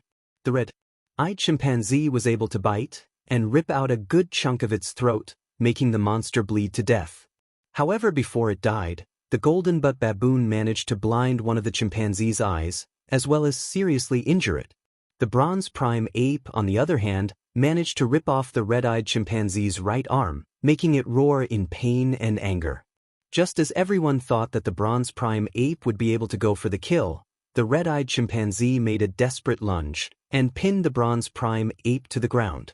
It then bit the monster's throat, unwilling to let go, despite the bronze prime ape's attempt to shrug it off. The bronze prime ape pummeled the red-eyed chimpanzee's head repeatedly, even scratching its eyes, making a bloody mess. With both of its eyes blinded, the fervor of the chimpanzee grew and bit harder into its enemy's throat until a cracking sound was heard. The bronze prime ape's flurry of blows ended instantly as its spine was broken by the chimpanzee's bite. However, after losing its sight, it wasn't able to see that the young man, who was standing still earlier, was already upon it with his axe raised high above his head. With a wordless strike, Mikhail landed the killing blow on the back of the red-eyed chimpanzee's neck, aiming to chop it off completely. Even though its skin, flesh, and bones were tougher than he initially expected, his axe strike landed true, cutting off the monster's head completely. A deafening silence spread in the surroundings as Mikhail stood beside the corpses of the 3 monsters, with a calm expression on his face. After making sure that all 3 monsters were dead, he walked out of the arena with a faint smile on his face. Suddenly a clapping sound was heard, making everyone look in the direction where it was coming from. There, they saw a 7-year-old boy with black hair and blue eyes clapping his hands together to applaud his brother for a job well done. Soon, more people started to clap, and before long, a resounding applause spread in the event hall. Arthur and Michael, who were watching from the VIP room, looked at the 2 brothers with unreadable looks on their faces. However, someone else spoke up, which made Arthur frown. "Well, Arthur, it seems that your disowned grandson has more balls than the rest of your family," Lawrence Smith laughed. "I guess he has the qualifications to marry into my family. Such a child will certainly be a good addition to the Smith family." Arthur rolled his eyes at the old fox, who had no idea what was truly happening. The real prize isn't Mikhail, but Zion, Arthur thought. I'm sure that he is behind his brother's success. Of course, Arthur wasn't planning to tell this to one of his rivals. He now had a good impression of his grandson, who was not truly a part of the Leventis family. Theodore glanced at Mikhail, who had just stepped outside of the arena. It was also at this moment when he heard a clapping sound, which came from the boy's younger brother, Zion, who had asked him a question a while ago. This family sure knows how to make an impression, Theodore thought. Just like the majority of everyone in the main hall, he also knew of Gerald's circumstances. Kicked out of the Leventis family, and was currently being hunted down by the assassin organization, Death Wish, in Solterra. Left with no choice, he had decided to try his hand at blacksmithing in order to earn enough to support his family. The majority of people thought that he decided to retire as a wanderer due to the danger that was facing him in Solterra, so no one thought much of him again. But now, his son just caught the attention of almost every family in the event hall, including the people from the 5 monarch clans and 10 prestigious families. A few minutes later, the scoreboard was shown, showing Mikhail's name at the very top. Mikhail Leventis, 2,000 points. Clark Ashford, 110 points. Matthew Stallard, 96 points. Noah Griffin, 95 points. Harry Remington, 90 points. Isaac Elrod, 90 points. Tobias Smith, 85 points. Arthur's and Michael's face remained calm as they looked at the scoreboard. Unlike the people here, they were more aware of Mikhail's, Shasha's, and Zion's abilities. However, since Arthur couldn't openly accept them back to the Leventis family's fold, he just kept watch on their progress and asked Michael to make the necessary arrangements if the opportunity arose. It's such a shame that such a talented child is kicked out of the family, Lawrence commented. Such a waste. Don't you think so, Michael? Mayhaps, Michael replied after he was addressed by the older man. Lawrence wanted to tease Arthur, but he knew that the old fart would say something along the lines of, "The disowned grandson of my family is still more talented than your grandson. Are you slacking off in his training?" Since Lawrence didn't want to be put on the spot, he decided to not talk to Arthur and simply asked Michael his question. Clark Ashford, who thought of himself as the leader of the next generation of wanderers, wasn't too happy seeing his name in second place. He was certain that he would be at the top of the rankings with his performance by taking out the monster with the highest points. Unfortunately, someone else took the glory, making him feel very irritated. When Mikhail sat back at the table, Elijah and Vivian looked at him proudly. It was as if he was their son, and they were the proud parents who wanted to shout to the world, "This boy is our son. Isn't he so awesome?" Of course, they didn't do anything like that. But, since they were practically the godfather and godmother of Gerald's children, their glory is their glory as well. How did you know about those things? Vivian asked Mikhail with a smile. Did your father tell you about the habitat of those monsters? Yes, Aunt, Mikhail replied. Father teaches me a lot of things. Gerald waved his hand, in an attempt to downplay the matter because he and Mikhail both knew the truth. This was all part of Zion's plan, and he wanted his father to take credit for Mikhail's knowledge about Solterra. In order to help prepare Mikhail for his first wandering, 13 condensed all the information he had about Solterra and passed it over to Mikhail and Shasha. The habitats of the monsters, their strengths and weaknesses, maps of the world, and any other relevant information related to its flora and fauna were implanted inside their heads. They were now like walking encyclopedias of Solterra, boasting all the information that 13 had gathered about the world some 300 years ago.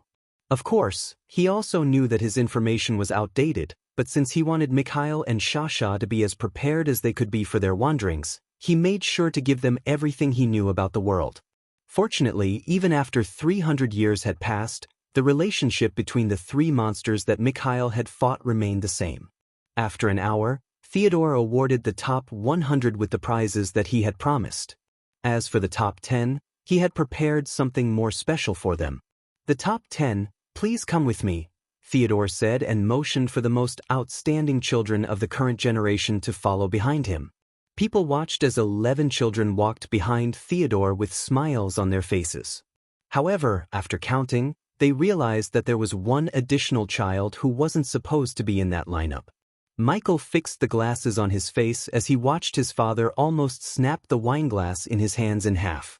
Fortunately, Arthur's control over his emotions had grown stronger over the years of interacting with his bastard grandchild, Zion. Just what is that fool doing? Arthur was really tempted to jump down from the VIP room and spank 13's bum silly. Why can't you behave like most children your age? Theodore also noticed the 7-year-old tailing his older brother, but he pretended not to see him. Having one more child inside the Remington treasury wouldn't make a difference anyway. The reason why 13 tagged along was because he didn't know what kind of rewards Theodore was planning to give the children who scored the highest in the event that he held. His brother Mikhail wasn't as knowledgeable as him, so he tagged along to make sure that his brother wouldn't get tricked into choosing something that he didn't need. Also, his skin was thick enough to ask that his brother get additional rewards because he was number 1 in the rankings. After entering the Remington treasury, 13 realized that the monarch clans were really different from the prestigious families. Their treasury was bigger and had more items compared to the Leventis family. This made 13 want to tell his grandpa to do better in expanding their family's treasury because he didn't want to be associated with peasants. Now, all of you will be allowed to take one item from the outer treasury of our clan, Theodore stated. The ranks of the items here are up to the initiate rank. The top 10 can get 1 item. The top 5 can get 2, and the top 1 can get 3. A/N. These are the item rankings and the human rankings. No one can use an item rank that is above their current rank. It's similar to games, you can touch it, but you can't equip them in battle. Rookie bronze grade. Silver mid. Apostle silver mid silver peak. Elite gold gold mid. Initiate gold mid platinum. Master platinum. Grandmaster mid. Champion, adamant. Throne, mythical. Art, mythical. Theodore glanced at the faces of the children and smiled at them all. Make sure to not take more than what we are offering you. If you take more than what was allocated to the rank you got from the challenge, not only will the Remington clan look down on you, but you will no longer be invited in future events sponsored by our family. Just as Theodore was about to say more, he noticed the 7-year-old who wasn't even supposed to be inside the treasury, wandering off into the distance and checking the displays one by one. The other children followed his gaze and sneered at 13, who looked very much like a country bumpkin, who hadn't seen any treasures in his life. Alright, now off you go, Theodore stated. All of you only have 1 hour to choose the items that you want. Once you make your decision, just tell me what you want, and my 2 assistants will accommodate you. There were 2 other adults in the treasury, who were both of the Grandmaster rank. He didn't want to intimidate the kids too much, so he only asked 2 Grandmasters to accompany him in the treasury to watch over them. Mikhail followed behind his little brother as they browsed the items that were on display. The 2 didn't even bother to look at the weapons section, and only focused on the things that their father couldn't produce, and that was avatars. The wanderers who fought against the monsters in Solterra had a small chance to get their avatars. These would be directly sent into their own spatial inventory, which would become readily available to them during their first wandering. All items, including weapons, artifacts, and avatars, that they gained in Solterra would be sent to this spatial inventory. The only things that couldn't be placed inside it were monster cores, which had to be stored in other storage devices like storage rings, storage bags, and similar artifacts. Since 13 was confident that he and his father could craft any kind of equipment they desired, they just focused on getting what they couldn't craft, and that was avatars. You can pick one that you like, brother, 13 said. I'll pick the remaining 2. Okay, Mikhail nodded and wandered off to the rank 4 shelf, where the strongest avatars in the outer treasury of the Remington family were located. 13 only smiled at his brother's choice because it was very typical of children his age. Since he wanted the strongest, it was only normal to choose rank 4 avatars, which he would be able to use in his 3rd wandering. For the time being, these avatars would be transferred over to their father or mother because they were the only ones in the family who could summon them. I'd better ask Grandma to help me get some avatars from the Leventis family too, 13 thought. Preferably those that specialize in the fire elements so it can help Pops with his crafting needs. Blacksmiths usually look for fire elemental djinns or magens to help them melt high-ranking metals, as well as monster parts. The only reason why his father was able to make mythical ranked equipment was due to the fact that 13 had modified his forge using rune magic to make the flames hotter and more powerful. His father's current forge didn't have this kind of boost because he wanted Gerald to build a solid foundation. They were desperate for money years ago, so 13 had no choice but to supplement what they were lacking with rune magic. After 2 years of being a blacksmith, 13 deemed that his father was now ready to use fire elementals to help him in his craft.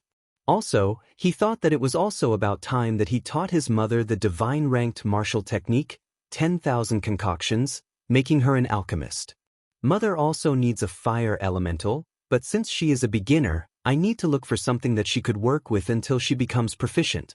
A fire fox would be the optimum choice because it is a very reliable helper, as well as a gentle partner. Fire foxes were only rank 3 monsters, so they weren't hard to find.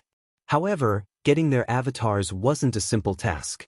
They lived in groups of 5 or more, so if someone was planning to hunt them, they must be prepared to deal with many rank 3 monsters at once.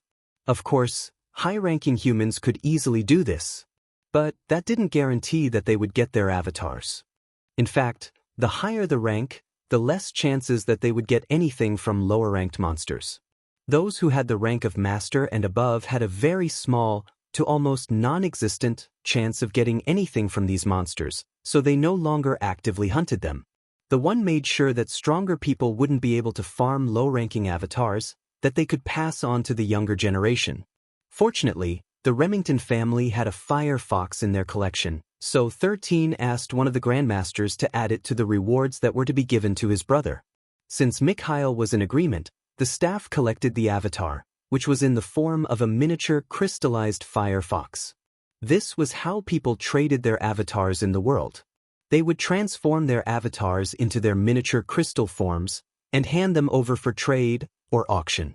Theodore was paying extra attention to Mikhail and 13, who went straight to the avatar section, ignoring everything else. He wanted to know what the 2 children were planning to get, and, so far, their choices intrigued him. Mikhail had chosen a rank 4 Great Eagle, which were commonly used as flying mounts. 13, on the other hand, chose a rank 3 Fire Fox and a rank 3 Ice Fox. One was known to breathe out fire, while the latter was known to breathe out an icy breath. After the staff gave Mikhail these 3 avatars, 13 walked up toward Theodore and looked at him with puppy eyes. "Mister, can I also get an avatar of my own?" 13 asked shamelessly, making the corner of Theodore's lips twitch. The top 6 up to the top 10 looked at the country bumpkin in disdain because they felt that the brat was going too far. They had to fight strong monsters in order to be invited to the Remington clan's outer treasury. Meanwhile, the 7-year-old just tagged along with his brother and was asking for a treasure as well? Simply shameless. "I'm sorry, but only those that have managed to do the challenges can get a treasure from our treasury," Theodore replied. "But, mister, I'm not really asking for a treasure." 13 blinked his eyes innocently. "What do you mean?" Theodore frowned. "Didn't you just ask for an avatar of your own?" 13 nodded. "I did. But I only plan on getting one of those normal rank 1 avatars. I want the fluffy white cat avatar as a gift for my little sister. I'm sure that she will love it." Theodore's frown eased up after hearing 13's request. The fluffy white cat avatar wasn't really a rank 1 monster. In fact, it was just one of the common monsters that wasn't even strong enough to reach rank 1. Since there were no classifications lower than rank 1, they simply labeled it a rank 1 monster. However, it was very common to make the fluffy white cat a pet, instead of a fighting monster. Aside from looking cute, it was basically harmless. "Fine," Theodore replied. "You can get a fluffy white cat. Treat it as a gift from the Remington family." The other children, who heard 13's choice, no longer felt that the latter was taking advantage of the Remington family's kindness. Since he only asked for a common monster as an avatar, it wouldn't really matter because it was simply a house pet for the rich families to play with. When the staff handed 13 the crystallized statue of the fluffy white cat, he thanked Theodore for his generosity. He knew that asking for more would just make Theodore look down on him, so he took the safest route and got a pet for his sisters, Shasha and Remy, to play with. The fire fox and the ice fox would be given to his mother, allowing her to practice pill crafting. As for his father, he planned to visit the Leventis family and ask his grandpa to give them one. He was certain that Arthur wouldn't disagree because he was also looking forward to Gerald crafting more mythical rank equipment that would be added to their Leventis family's collection. Currently, the 5 monarchs and the 9 thrones of Pangea still didn't know that Arthur and Lady Callisto were both in possession of 2 pieces of mythical equipment each. If they knew, it would cause a commotion that would make the Leventis family the oldest topic in private discussions within the powerful families of the world. Having gotten what they needed from the treasury, Theodore led the children back to the party where their guardians were waiting for them. Half a day later, the party came to an end. After promising Elijah and Vivian to have another meet-up, this time with Alessia, they were escorted back home in the same helicopter that brought them to the Remington clan's residence. However, before they left, 13 asked his uncle if he could keep the helicopter as a gift, which the latter readily refused. "That godson of ours sure is troublesome." Vivian shook her head helplessly as she looked at the helicopter that was growing smaller and smaller in the distance. "Indeed." Elijah sighed. "But he's a good kid. Just a shameless one." Vivian covered her lips with her hand and giggled. "Agreed." When the helicopter could no longer be seen, the couple returned inside the residence and rested for the night. It was way past midnight, and their children were already asleep. Even so, meeting Gerald's children was a pleasant surprise. They also made sure to remind their son and daughter to get along with Mikhail and 13 once they entered Solterra, where almost everyone, including one's own family, was an enemy, until proven otherwise. Remy loved the fluffy white cat that 13 had gotten her, and she named it Fluffy. Of course, the true owner of the fluffy cat was none other than Alessia. Only wanderers could own avatars. She merely ordered the creature to become Remy's playmate and ordered it to not harm anyone in their family. If not for the fact that it was stronger than it looked, it might have already been squeezed to death by Remy and Shasha, who couldn't help themselves due to how soft and fluffy its fur was. While the 2 girls were enjoying the company of their family's new pet, Alessia had finally begun her journey to become a divine alchemist.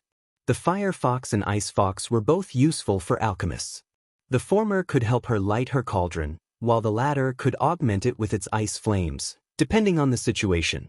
13 and Gerald worked together to craft a pill-making cauldron for Alessia, allowing her to practice without worrying about her cauldron exploding or breaking apart. Of course, a separate crafting house was specially built for her, and it was only 100 meters away from their home.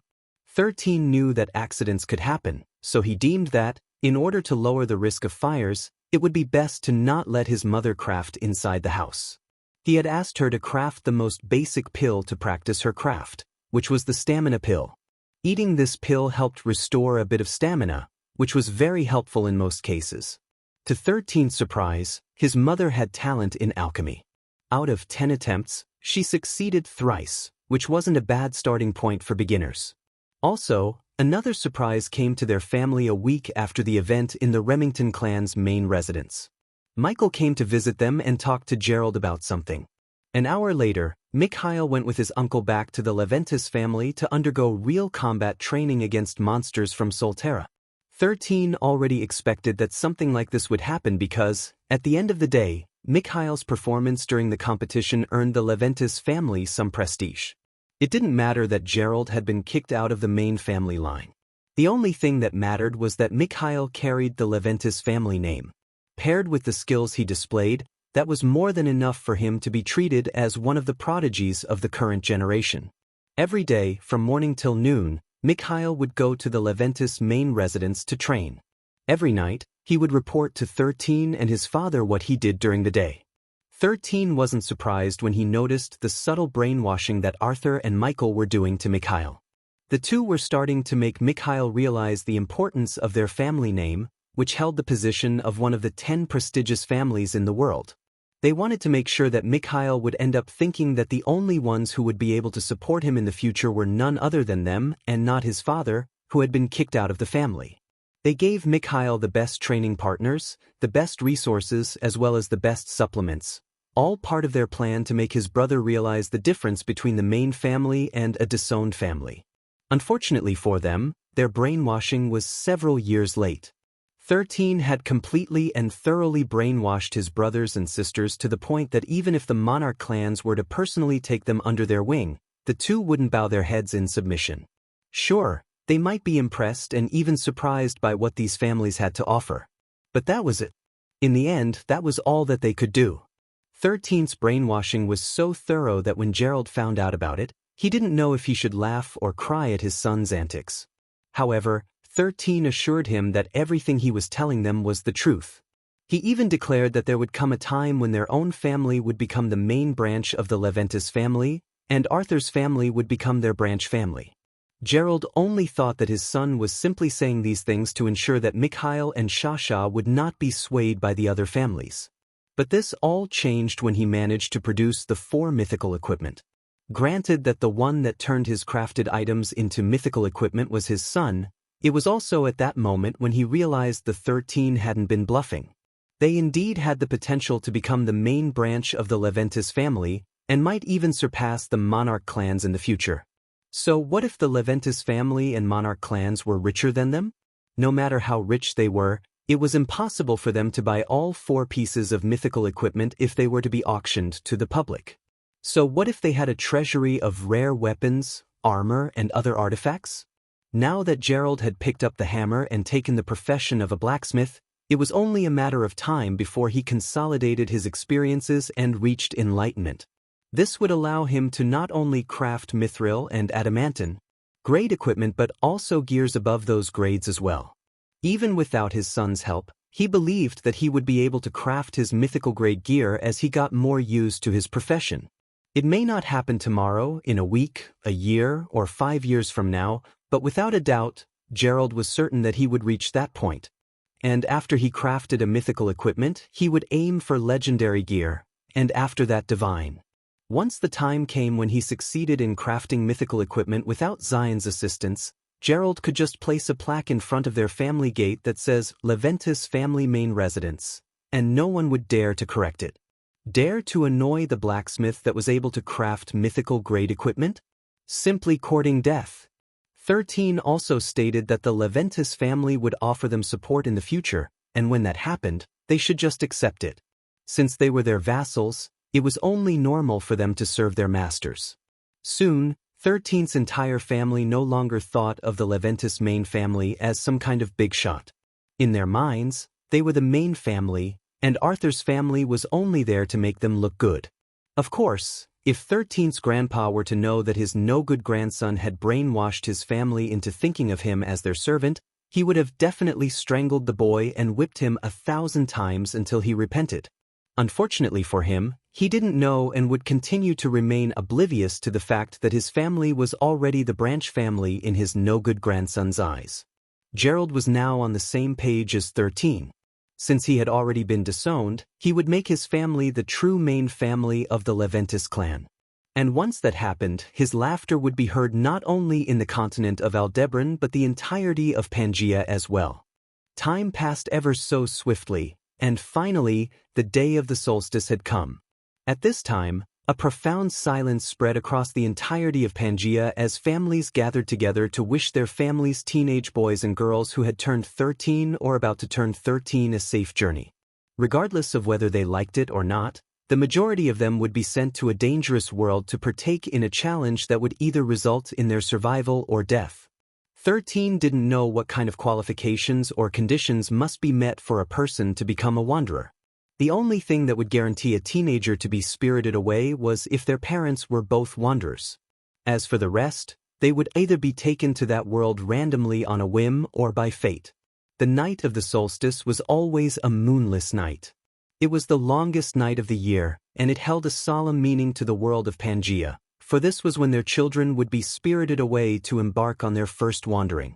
The moment the clock hit midnight, the loud tolling of a bell would peal across the heavens. After the tolling of the bell ended, Laplace Demon's voice would reach the ears of the chosen ones, and he would tell them, "Your first journey is about to begin. May you find your place amongst the stars." Ironically, when a wanderer died, a falling star would be seen in the sky.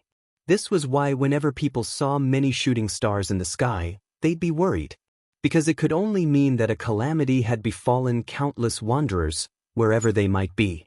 This was never a good sign. Unfortunately, before the long night would be over, countless shooting stars would be seen falling from the sky, never to be seen again. 13 and his family had a sumptuous dinner.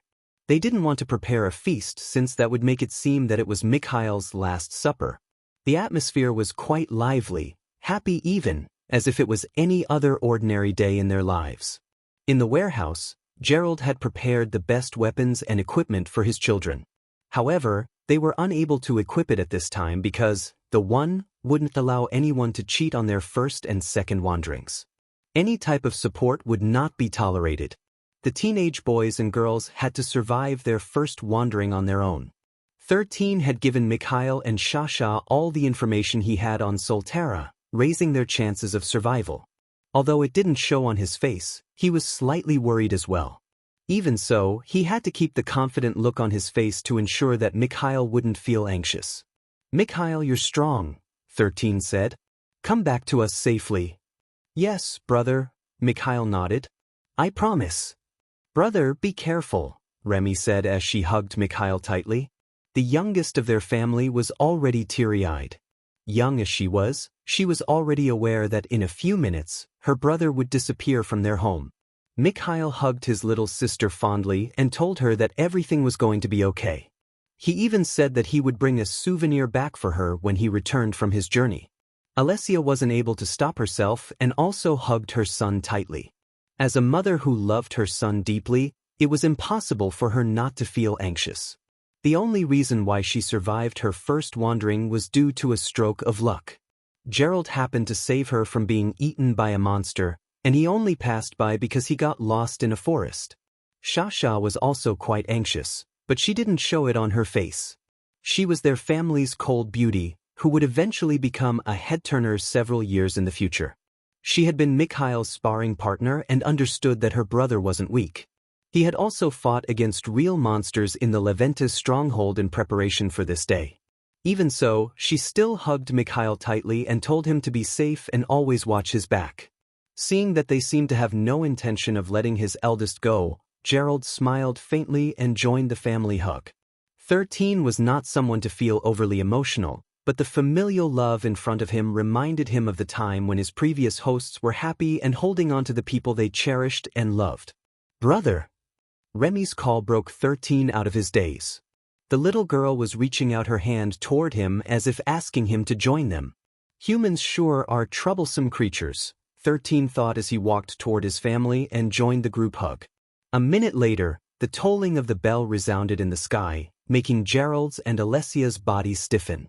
It had been many years since they had their first, second, and third wanderings, but this night would always remind them of when they were still young and didn't know what awaited them in that dangerous, strange, and yet beautiful world of Solterra. When the tolling of the bell ended, 13 heard a voice whisper in his ears. "Your first journey is about to begin, my unfilial son. I bet you didn't see this coming, did you?" 13's eyes widened in shock when he found himself turning into particles of light just like his brother, Mikhail, who was also looking at him in surprise. Gerald, Alessia, and Shasha looked at him in disbelief because they never expected something like this to happen. Simply put, this was something impossible. F***ck. That was the last thing that 13 had said before he and his brother, Mikhail, were both sent to Solterra to start their first wandering. Remy, who suddenly lost her two brothers, looked around her in panic. A moment later, she started crying. "Brother! Woo-woo!" Remy called out to her older brother, Zion, whom she didn't think would also leave her side like her older brother, Mikhail. Feeling helpless, the only thing she could do was cry, while Gerald and Alessia panicked because their youngest son had just disappeared without a trace. 13 stared at the wide expanse of land in front of him. Just a few seconds ago, he was bidding farewell to Mikhail, who was about to be sent to the world of Solterra. However, it turned out that he said goodbye to the wrong person because it was not only his brother who was sent to that world. 13 himself was also sent there by his father, Deus Ex Machina. That old man really wants to screw me so badly, 13 cursed under his breath. This incident would have thrown a wrench in his plans if his father, Gerald, hadn't been attacked by an assassin organization and the dimensional gate incident hadn't happened. Due to this series of events, he was forced to speed up his plans. He also felt that he didn't have the luxury to wait until he turned 13 years old and start his first wandering.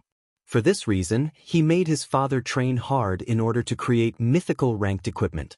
He had also started Alessia's alchemy journey, planting the information of not only the divine ranked martial technique inside his head but as well as the experiences of his hosts who had trained in alchemy. With the martial skill and the path that had been paved by others, Alessia's own crafting style had started to take root. Given enough time, she would undoubtedly become proficient, given her natural talent in alchemy. Shasha would also be undertaking the Leventis training due to her potential. Simply put, 13 had already set things in motion, so even if he no longer actively made moves, his family would function like a well-oiled machine, constantly improving their crafts and making them more powerful. 13 scanned his surroundings and frowned due to how barren it was. Clearly, his annoying old man had sent him to a place that was far from the main human kingdoms, preventing him from returning home for a year or two. At least, that was what Deus Ex Machina wanted to achieve. But who was 13? He was the system that rebelled against a god, so something like this wouldn't faze him. Although this place isn't made up of sand, it is technically still a desert due to how barren and dry it is. 13 frowned. First things first, I need to know where I am. That way, I can head to the nearest city, and from there, travel to the biggest human kingdom. I'm not supposed to be spirited away, so there is a possibility that I could take a gateway to return home, 13 muttered. But as he was about to start walking, a blue window appeared in front of him, making him stop in his tracks. Unique quest. Quest category, Chain Quest. Quest name, The 13 Trials. The 13 Trials. Just as the name of the trial suggested, you are required to complete 13 trials. There is no time limit for completing these 13 trials. Rewards for Chain Quest completion. You can go back home if you succeed, you unfilial brat. First trial. Escape the Houdini Desert. Unless this trial is completed, the next quest will not be announced. 13 raised his right hand to the sky and gave his old man the middle finger. The sound of rumbling thunder spread in the surroundings. But instead of loud booming sounds, what 13 heard sounded more like laughter filled with ridicule and contempt. What a childish god. 13 sneered. This is why you're still a virgin. Imagine being thousands of years old and still a virgin. You have skill issues, old man. The loud laughter suddenly ended and was replaced by choking sounds. This made 13 laugh out loud because he had long wanted to tell that to the old fart, who thought that he could have his way. Still, this is troublesome, 13 thought after reading the information on his mission screen. Based on the information he had in his soul core, the Houdini Desert was located on the third largest island in the southwestern region of the Valbera Kingdom. The problem was that the Valbera Kingdom was tens of thousands of miles away from the human kingdoms, where the 5 monarchs and 10 prestigious families had established their base of operations. The 7-year-old boy was currently in a place that people referred to as the Wild Lands, where countless barbaric races, like the barbarians, orcs, trolls, and ogres, roamed. This was one of, if not the most, dangerous places for a first-timer wanderer to appear to. There was even a saying that if you were spirited away to the Wild Lands, it was only a matter of time before your star fell from the heavens, heralding your death. Fortunately, 13's host had visited the Wild Lands twice in his life, so he knew a little bit about where to go. Still, the information I have is already 300 years old, 13 mused as he glanced at the position of the sun to calculate the location of the 4 cardinal directions. As a system, it was very easy for him to do something like this, so even without a compass, he could accurately tell which direction was which. After double-checking that he hadn't made any mistakes in his calculations, 13 started to head east, where the barbarians lived. According to information he could access in his soul core, the human barbarians lived in the east of the Valbera Kingdom. He was currently in the southwestern regions of the Houdini Desert, which meant that he was between the territories of the trolls, whose tribes were located in the west, and the ogres, whose hunting grounds were located in the south. The old man is really trying to kill me. 13th's face was solemn as he paid close attention to his surroundings while traveling. Being in the territories of the trolls and ogres was not a joke. He was still in the body of a 7-year-old, and if he encountered even one of them, he would be forced to use everything in his power to prevent himself from being eaten. But just as 13 was making his way east, a loud scream, which came from a teenage boy, reached his ears. 13 looked behind him and watched in horror as a familiar chubby boy was running in his direction with 2 trolls hot on his trail. It was none other than Christopher Rotambus, the chubby boy that he met at his grandpa's birthday celebration, and also one of Terrence's subordinates. *T. That was the only thing that 13 could say as the chubby boy, who was desperately running for his life, ran in his direction with tears and snot streaming down his chubby face. 13 looked in horror and surprise as the chubby Christopher ran in his direction. His horror was for the trolls running after the other party, and now, probably him too. While his surprise was for the unexpected fact that the chubby boy could run. He could run really fast. If there was an Olympics for 1,000-meter dash for 13-year-old boys, Christopher would definitely win the gold medal hands down. "Help me!" Christopher shouted as snot and tears streamed down his face.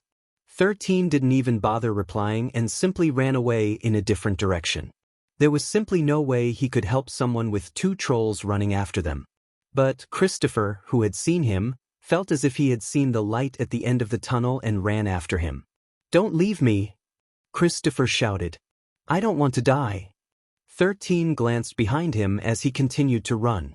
Christopher had almost caught up to him since the chubby teenager had insanely fast running speed.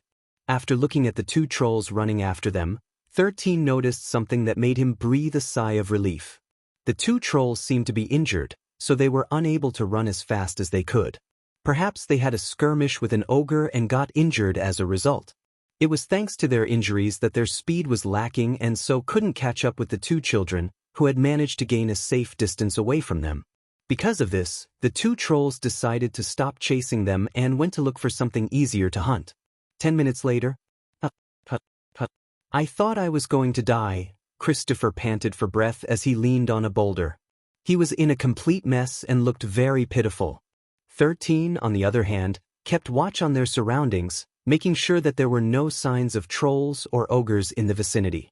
They were in dangerous territory, and it would be very stupid of them if they didn't exercise the utmost caution. When Christopher had managed to regain his composure, he wiped the tears and snot off his face and looked at the boy in front of him. He recognized him right away because 13 had made a lasting impression on him at the party. But this only confused Christopher even more. There was no way for someone as young as 13 to appear in Solterra. The other party was still too young to be spirited away. "Young Master Zion, what are you doing here?" Christopher asked. Since he had acknowledged that 13 was a member of the Leventis family, he referred to him in a polite and respectful manner. "I entered a dimensional gate by accident," 13 replied, still scanning their surroundings for danger. After careful consideration, he decided to use this excuse if someone were to ask him this question. Although it sounded ridiculous, it was still more acceptable and believable than saying that he was spirited away on the night of the solstice. Just like he expected, Christopher was dumbfounded by his answer. "Why you entered a dimensional gate by accident?" Christopher stuttered. "How did that happen, young master? I was just curious about what was on the other side, that's all. So I decided to enter it." Christopher didn't know if he should be impressed or be horrified by 13's lack of common sense. "I shouldn't think much about this matter or I'll go crazy," Christopher thought as he eyed the younger boy. "At least, I am no longer alone in this place. Although young Master Zion is still only 7 years old, having him around puts my mind at ease." The chubby boy didn't understand why he felt more secure having a younger boy with him in a place filled with monsters. But this was what he genuinely felt and only thought that thinking this way was natural because Zion was from the Leventis family. After all, the children of the prestigious families were built differently compared to ordinary children. "Young master, what will we do now?" Christopher asked. Where should we go? Originally, 13 had every intention of leaving Christopher alone. He had no plans to carry extra baggage because it would only delay his journey toward the territory of the barbarians, where he planned to go. However, after looking at the pitiful boy who looked like the standard template for a cannon fodder, he changed his mind. 13 had a soft side for these people because they were his people. Christopher, I will be honest with you, 13 stated. To me, you are just extra baggage who will hinder me from going back to Pangea. Upon hearing 13's words, Christopher felt as if the sky had fallen on his head. He couldn't understand why he felt this way, but the mere fact that the younger boy thought of him as extra baggage made his heart ache. However, if you can promise me 3 things, then I will take you with me and ensure that you survive your first wandering, 13 stated in a serious tone. 3 things? Christopher felt as if an olive branch had been thrown his way. I will do anything you say, young master. Christopher decided to accommodate whatever conditions the younger boy would impose on him in return for successfully completing his first wandering. The first condition, 13 said as he raised his index finger. You are not to question me in any way. Do as I command even if you think that I am sending you to your death. Will you put your life in my hands, and trust me with every fiber of your being, or should we part ways here? Christopher lowered his head and clenched his hands into fists. The retainers of the younger generation of the Leventis family knew that they were mere tools who would help their masters reach greater heights. All of them were well aware that Terence could discard them anytime if he no longer found them useful. In fact, they had also thought of the possibility that the young man would use them as bait or as a distraction against the monsters in Solterra in order to escape with his life if need be. What 13 was asking of him was something that all those who wished to become the retainers of the Leventis family already prepared for. In the end, they could only trade their lives for a chance to make a name for themselves in the family so that they would no longer be treated as disposable tools and become useful and trusted subordinates by the masters they served.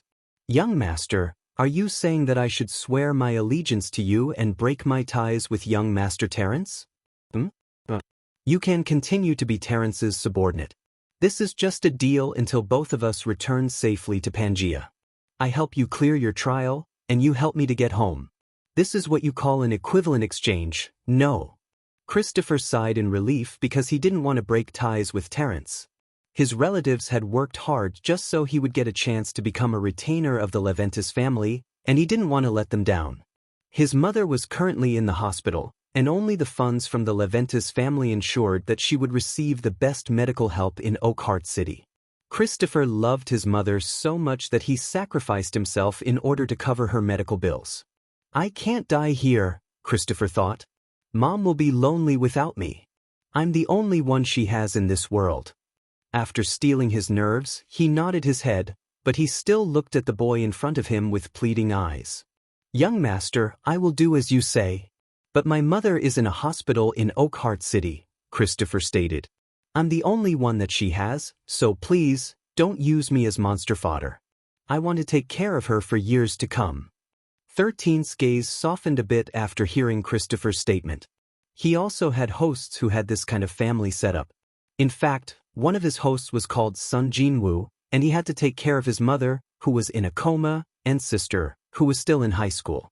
Despite being the weakest awakener of that world, he strove hard in order to earn enough to support the two of them. But Christopher was nowhere like Sun Jinwoo. Although he was young, he was forced to go to a dangerous world in order to ensure that his mother would be able to continue living. This was something worthy of respect, even from someone like 13. I promise that I will not discard you to ensure my survival, 13 said. I gave you my word that, no matter what, I will help you clear your first wandering. However, I will not deny that I will treat you as a tool. I will make you work hard for my sake and treat you like a slave. But in return, I promise you that you will not only live a long life but also reach a rank that you never thought possible. So, I ask you again, will you give me your absolute obedience and loyalty, Christopher? Will you place your life in my hands? Christopher nodded, and even knelt in front of 13 like a knight. I hereby swear that until both of us return to Pangea, I will obey every word that comes out of your lips, young master, Christopher vowed. My life is in your hands. Good. 13 said as he patted the boy's shoulder and asked him to stand up. You will not regret your decision today, Christopher. I promise you that. Christopher looked at his temporary master gratefully and slowly rose. He could feel Zion's sincerity, and he truly felt like being with the 7-year-old might be the luckiest thing that happened to him after being sent to the world of Solterra. 13's first condition was absolute trust and loyalty. Even if the orders he gave were to seem like he was sending Christopher to his death, the chubby boy was required to do it no matter what. After Christopher accepted this condition, 13 told him the other 2 conditions that the chubby boy needed to follow so that the former could continue traveling by his side. 13's second condition was that if they were to fight against any monsters, Christopher would always land the finishing blow no matter what happened. The chubby boy found this second rule strange.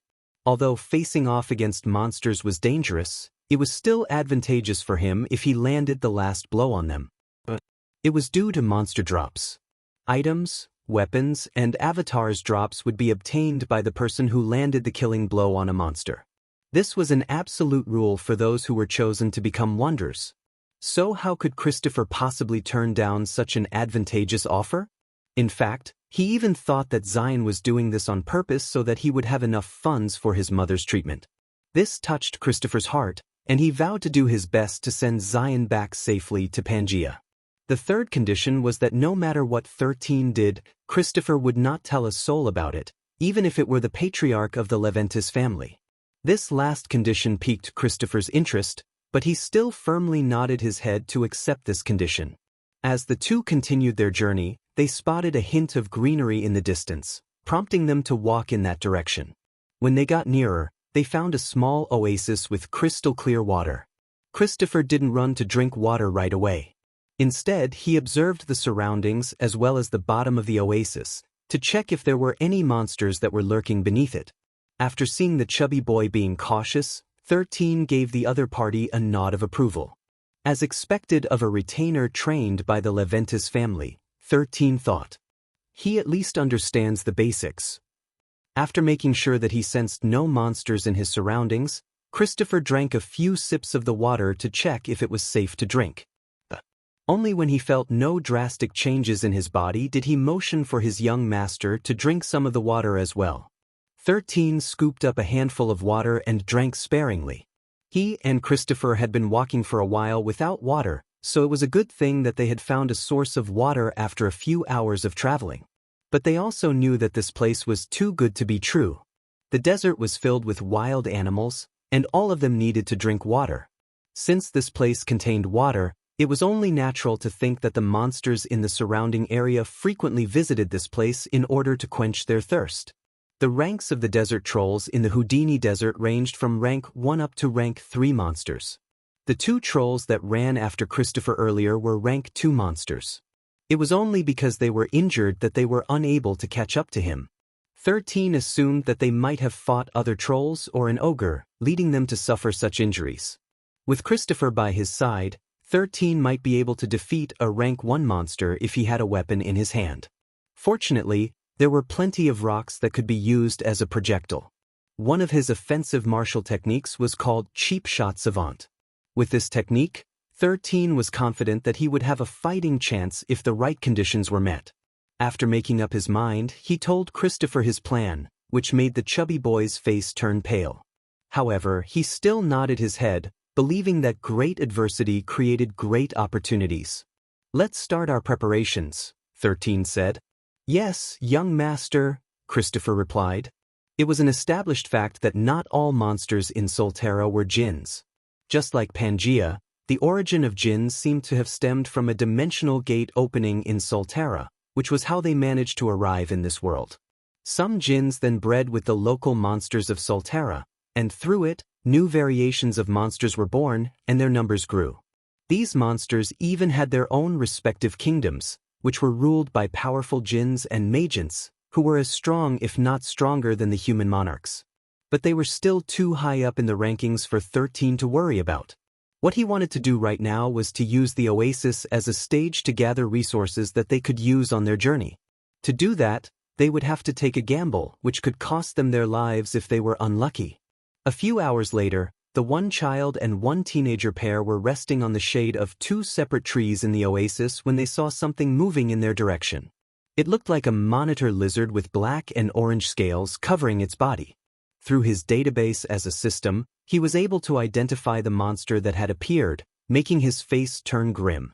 He then immediately signaled for Christopher to retreat alongside him because the monster that had decided to come to the oasis to drink was a rank 2 yellow-striped dusk brute. It was a slow-moving lizard that wouldn't be able to outrun them even with its rank. But having less speed didn't mean they were less dangerous. The yellow-striped dusk brute's scales were very hard, making ordinary weapons ineffective against it. It also had a very potent and poisonous bite, which would paralyze its victims, rendering them helpless. But that was not the real reason why the yellow-striped dusk was one of the most formidable monsters in the Houdini Desert, which not even the barbarians, orcs, trolls, and ogres wanted to mess with. This monster could unleash a poison spray that could hit a target 20 meters away. The two boys would die in less than a minute if they were to be the receiving end of such an attack. This was why 13 decided to retreat with Christopher and wait until the desert monitor lizard left the oasis. 13 valued his and Christopher's lives very much. So, he decided that they would only choose the battles that they had a chance of winning, using the oasis as bait for the monsters that lived in the merciless desert, which had already claimed countless lives of first-time wanderers just like them. Yellow-striped dusk brute drank slowly after reaching the oasis. It was as if it was storing a week's worth of water inside its body and taking its sweet time. 13 and Christopher watched it from a distance, and also noticed a few things as well. There were other creatures that had stopped dozens of meters away from the oasis, likely waiting for the yellow-striped dusk brute to finish drinking. Clearly, they also knew how dangerous this creature was and were avoiding a direct confrontation with it. 20 minutes later, the monitor lizard finally had its fill and left the oasis. The handful of animals that had waited for it to leave finally approached the oasis, making sure that they also kept a distance from each other. 13 watched these creatures, and after identifying what they were, he deemed that they were also too dangerous to fight head-on. All of them were rank 2 monsters, and there were 5 of them drinking side by side. Christopher, who was hiding beside 13, was doing his best to control his breathing. He was having a minor panic attack due to the presence of the strong monsters who could easily kill them once they were spotted. How is he still calm in this situation? Christopher thought as he looked at the 7-year-old, whose breathing was still stable despite the danger they were in. Is it because he is a member of the Leventis family? The chubby boy thought for a while before shaking his head. He knew that Zion's father had been disowned by the Leventis family, which meant that he wasn't getting any support from them. Since that was the case, he could only think that the 7-year-old had also been trained by his parents to become one of the elites of the younger generation. I wish I could be like him, Christopher sighed as he did his best to keep himself calm. I'm older than him, but he's more collected and mature than I am. Several minutes later, the group of monsters also left the oasis. 13 waited a few more minutes before signaling Christopher to follow him. After reaching the oasis, the 7-year-old climbed one of the trees, which the chubby boy believed was a species similar to a desert poplar. It was one of the most common trees found in the Houdini Desert, and the chubby boy wondered what 13 was planning to do with it. A few minutes later, he saw his young master breaking off the thinner branches of the tree and throwing them on the ground. After he was done with the thinner branches, he tried to break the bigger ones that he could break, by stomping on them as hard as he could. Young master, are you perhaps collecting firewood? Christopher asked. No, 13 replied as beads of sweat formed on his forehead. I'm planning to make traps and some crude weapons. Christopher, can you climb trees? If you can, help me collect branches. Understood, young master, Christopher replied before going to another tree to collect branches. Although he was chubby, there was also one thing that Christopher was good at, and that was climbing trees. In fact, he was good at anything that would allow him to run away or escape from anything that could harm him. Half an hour later, a good number of branches were lying on the ground, ready for 13 to do whatever he planned on doing with them. The boy then ordered Christopher to take as much of the thicker branches he could carry toward the boulder where they hid a while ago, and then he went to the oasis to look for smooth rocks that he could use. Before 13 collected the tree branches, he collected a lot of sharp rocks that he could use as throwing weapons if necessary. But after seeing the monsters that had just drunk in the oasis, he deemed that throwing rocks wouldn't be enough to defeat any of them. He needed to be resourceful and go all out, making use of everything in his arsenal to survive. After collecting the rocks he needed, he returned to the boulder and started to chip away at the smooth rocks with the sharper rocks that he had gathered earlier. It was time-consuming work, and the sound of rocks hitting each other spread in the surroundings as both boys went to work. Christopher created a small split in a tree branch and embedded a sharp rock in it. He then used a vine that they found growing amid the branches of the poplar trees and tied it up, making a makeshift stone spear. The two boys created stone spears and stone axes that they could use as weapons. They were very crude, but it was still better than having no weapons at all. After getting the stone axes, they started hacking away on the bigger branches and sharpened their tips, turning them into spear weapons as well. When he was done, the next thing 13 did was dig. He started digging a hole near the oasis with Christopher's help. It was another very time-consuming work, and by the time they were done, the sun was already setting on the horizon. Both boys were tired, and they knew that the temperatures would start dropping once night came, so they decided to conserve what was left of their energy and return to the boulder to rest. Their stomachs were grumbling, but they paid it no mind. This was only their body's natural reaction, and they knew that they would be able to survive a few days without eating anything as long as there was water. "Young master, you can rest first," Christopher said. "I'll take the first watch." 13 nodded. "Christopher, I want you to remember this. The moment you feel sleepy, even if it is just a little bit, wake me up. It doesn't matter even if I sleep for only half an hour or even less. We can't afford to be careless. Our survival depends on it. Do you understand?" "Yes, young master," Christopher nodded. "At the first signs of drowsiness, I will wake you up." "Good." 13 laid down on the pile of leaves that they had prepared to sleep on during the night. They had scraped away the ground beside the boulder, creating a shallow pit where they dumped all the leaves that they'd collected from the trees. It wasn't the best of beds, but it helped create a somewhat warm place to rest. The boulder was the perfect windbreaker, so they didn't have to worry about winds hitting them from the back. Although he was tired, hungry, and aching in a few places, 13 was able to sleep easily, leaving Christopher in charge of the first watch. Only an hour had passed after sunset, and yet, the sky was already studded with stars. The sight of it made the chubby boy remember the times when he was still living with his mother in the countryside. Their life was simple, and they were fine with that. They foraged for edible plants and fruits to eat. From time to time, they would also go fishing to have a change of pace. These were the memories that Christopher treasured. He wasn't a warrior, and he wasn't the least bit talented in literature and the arts either. He was just a simple country boy who wanted to live a simple life. But it was impossible to live a simple life in a world where dimensional gates could appear anytime and anywhere. His mother would enter a coma from time to time that lasted for a few months. This was all due to the injury that she received when a Tier 1 dimensional gate opened near their small village. Some of his friends and acquaintances were eaten by the scorpion-like monsters that emerged from that dimensional gate. His mother had been seriously injured because she tried to protect him. If not for the fact that wanderers arrived in time, both of them might have also died under the hands of these monsters. And that was why Christopher decided to become a retainer of the Leventis family. He was willing to become a tool used by others just to ensure that his mother would get the medical help she needed. If he became useful enough, he believed that the Leventis family would ask a high-ranking wanderer to cure his mother's illness so that he would be able to see her smile again after years of suffering.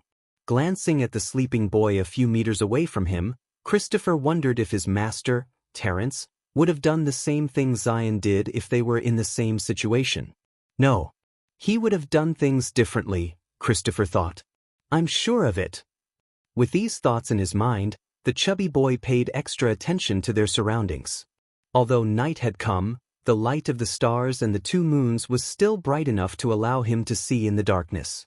However, there were creatures whose sight was way better than an ordinary human boy during the night, and they all started to move in search of easy prey. Fortunately for them, there were dozens of teenage boys and girls who were unlucky enough to appear in the Houdini desert that they could feast on.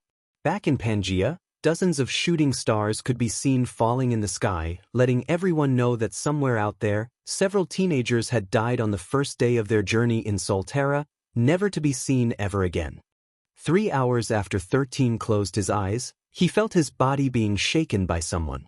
Since he had already prepared for this possibility, he didn't sleep too deeply in order to ensure that he would be ready to react at a moment's notice.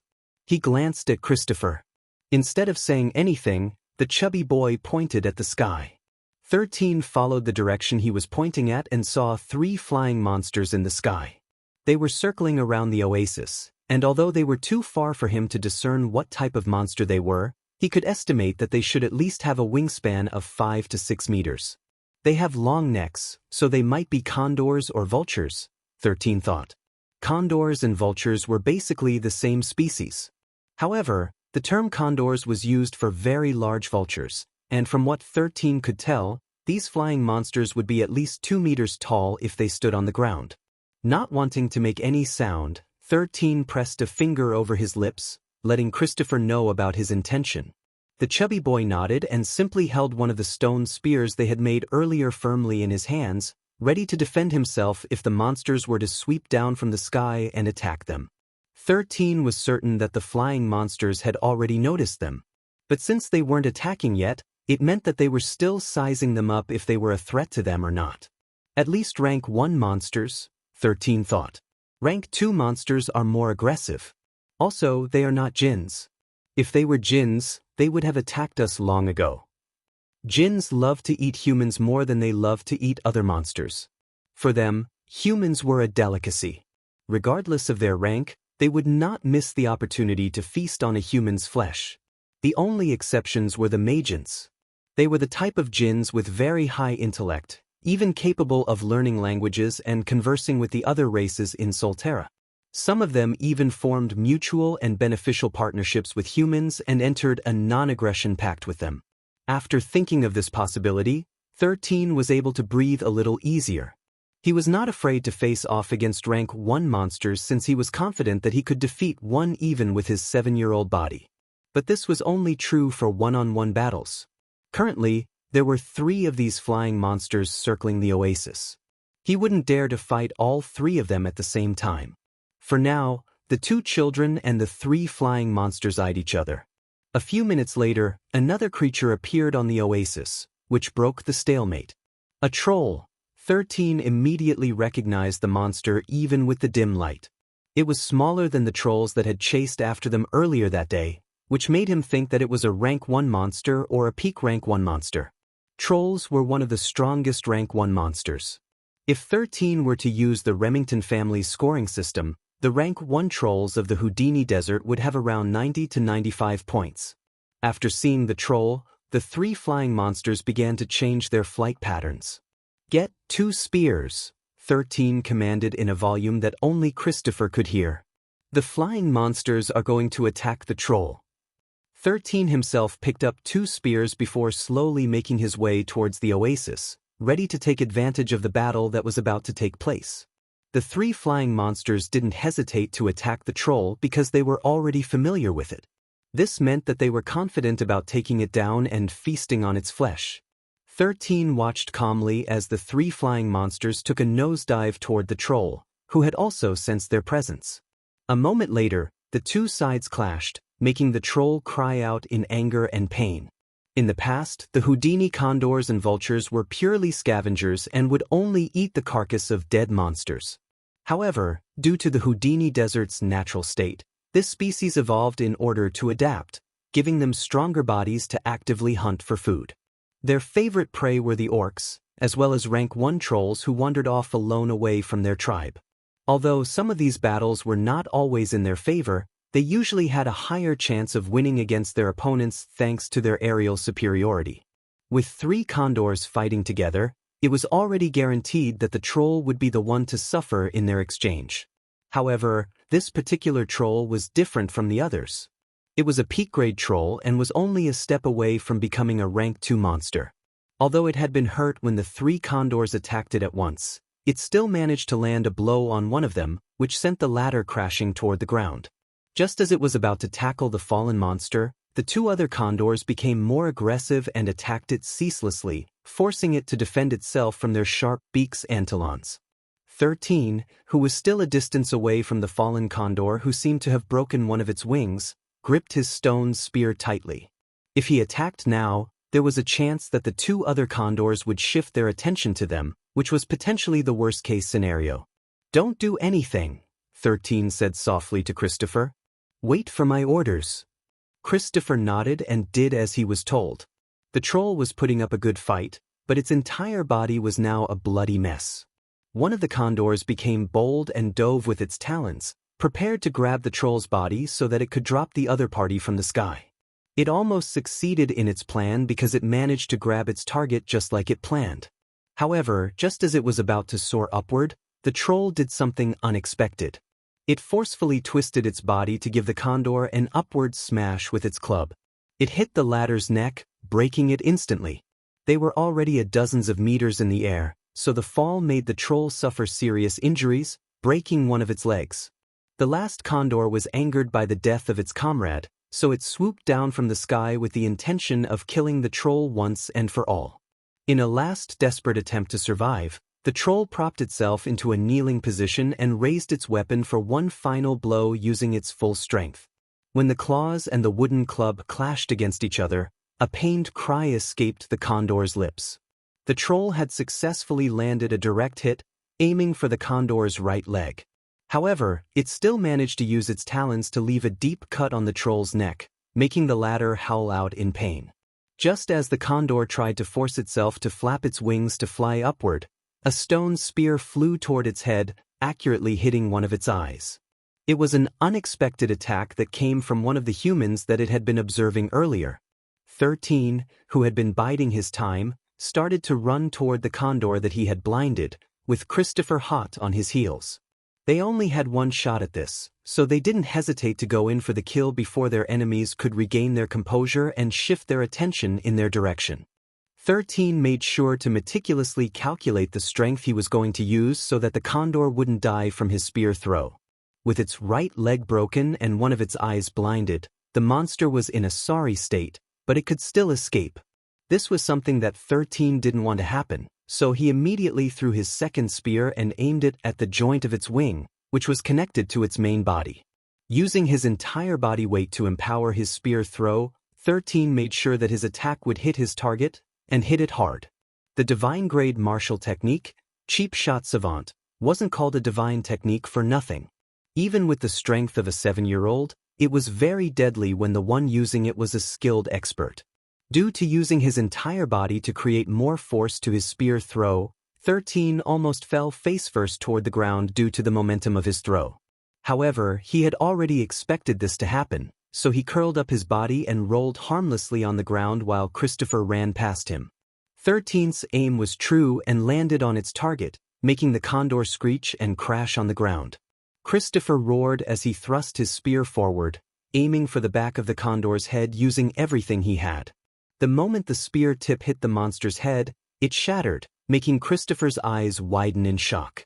He initially thought that his attack would be strong enough to pierce through the condor's head, but the stone only managed to embed itself in the condor's body by 2 inches before breaking apart after hitting the monster's skull. Even so, this didn't mean that the chubby boy wasn't able to injure his target. In fact, the condor was in so much pain that it momentarily blanked out due to the impact that it received from its head. The part was also bleeding, which meant that the wound was serious enough to draw blood. "Hit it!" 13 shouted. "Just keep on hitting it while it is still disoriented." 13's shout brought Christopher out of his daze, and with a shout of fear and desperation, he swung the wooden branch on the condor's head, hitting the location where it was bleeding. He repeatedly hit it over and over like his life depended on it. After receiving a concussion, the condor's movement became sluggish. Unable to fully control its body, it fell on its back, unable to do anything against the teenage boy's never-ending onslaught. Christopher shouted over and over with each strike, until finally, the condor stopped moving as blood seeped out of the corner of its beak. Even so, he didn't stop hitting it, looking like a crazed person who had lost his senses. Just as he was about to smack the condor with the wooden branch, a hand held onto his wrist, stopping him. "Christopher, stop," 13 ordered. "It's already dead." "Dead?" Christopher said hoarsely. "Yes, you killed it," 13 replied. "But we still have to deal with the other monsters. Hurry, use the spear and aim for that troll. Just throw it in its direction, but make sure that you hit it." Christopher panted for breath, while his heart beat wildly inside his chest. He was still in his fight or flight mode, and his adrenaline was pumping inside his body, giving him strength to move. "Don't go near it," 13 warned. "Although it is on its last legs, it's a very unpredictable opponent. Your spear doesn't need to kill it, all you need to do is hit it. Anywhere will do." After understanding what his temporary young master was saying, Christopher raised his spear and approached the troll warily. Blood was gushing out of its neck, but the latter was pressing its hand on it as if doing its best to stop its bleeding. The wooden club lay several meters away from it, but it was unable to reclaim it because one of its legs was broken. Christopher then threw the spear towards the troll, but the latter deflected it with his hand. "Young master, I'm sorry," Christopher said as he looked in 13's direction. "It's fine, now use this." 13 handed him a handful of stones and pointed at the troll. "Just hit him. Anywhere will do." The chubby boy threw the stones one by one, and the troll deflected most of them. Even so, he still managed to land a clean hit on its head and shoulder. The stones didn't do much damage to the troll, most of them merely bounced off its body. But that was enough. That was all that 13 wanted to happen. "Now, let's deal with the last condor," 13 stated as he pointed at the condor in the distance, who was trying to drag its body away from the battlefield. One of its wings was broken, so it was unable to fly in the sky. The troll managed to land a good hit on it, rendering it helpless, but it could still threaten the two teenagers if they fought it in close combat. But just as 13 and Christopher were about to attack it, the chubby boy suddenly stopped and grabbed the younger boy's hand. "Young master, I got it," Christopher said hoarsely. "I got it." "Got what?" 13 asked in confusion. "We need to hurry and attack that condor before it can get away." But before 13 could pry his hand away from the chubby boy's grip, Christopher pointed at the ground in front of him. Suddenly, a monster appeared, holding a wooden club in its hand. It was none other than the troll that was bleeding to death earlier, making 13 stop in his tracks. "Avatar," 13 muttered. "Kill that condor." Christopher ordered hoarsely, and the troll Avatar obeyed his command. With a roar filled with anger, the troll charged at the condor with its weapon raised high. Some experts believed that when an avatar is formed, it would still retain the memories of its life before it died. It also retained all of its skills and abilities when it was still alive. 13 had noticed that the troll was quite different from the other trolls. Even though he had been alone, it was still able to fight against 3 condors, even killing one of them before it suffered grievous injuries. In short, the troll was already dying from the deep cut on its neck. The reason why he had asked Christopher to attack the dying troll was to give him the last hit mechanic that the law of Solterra followed. Only the one who dealt the killing blow would gain the rewards of the kill. Although this was an unfair mechanic, which was abused to the fullest in Solterra, it was the law that everyone followed. It didn't matter even if you worked hard to lower the health of the monster until it was about to die. Others could steal your kill, and the only thing you could do when that happened was cry.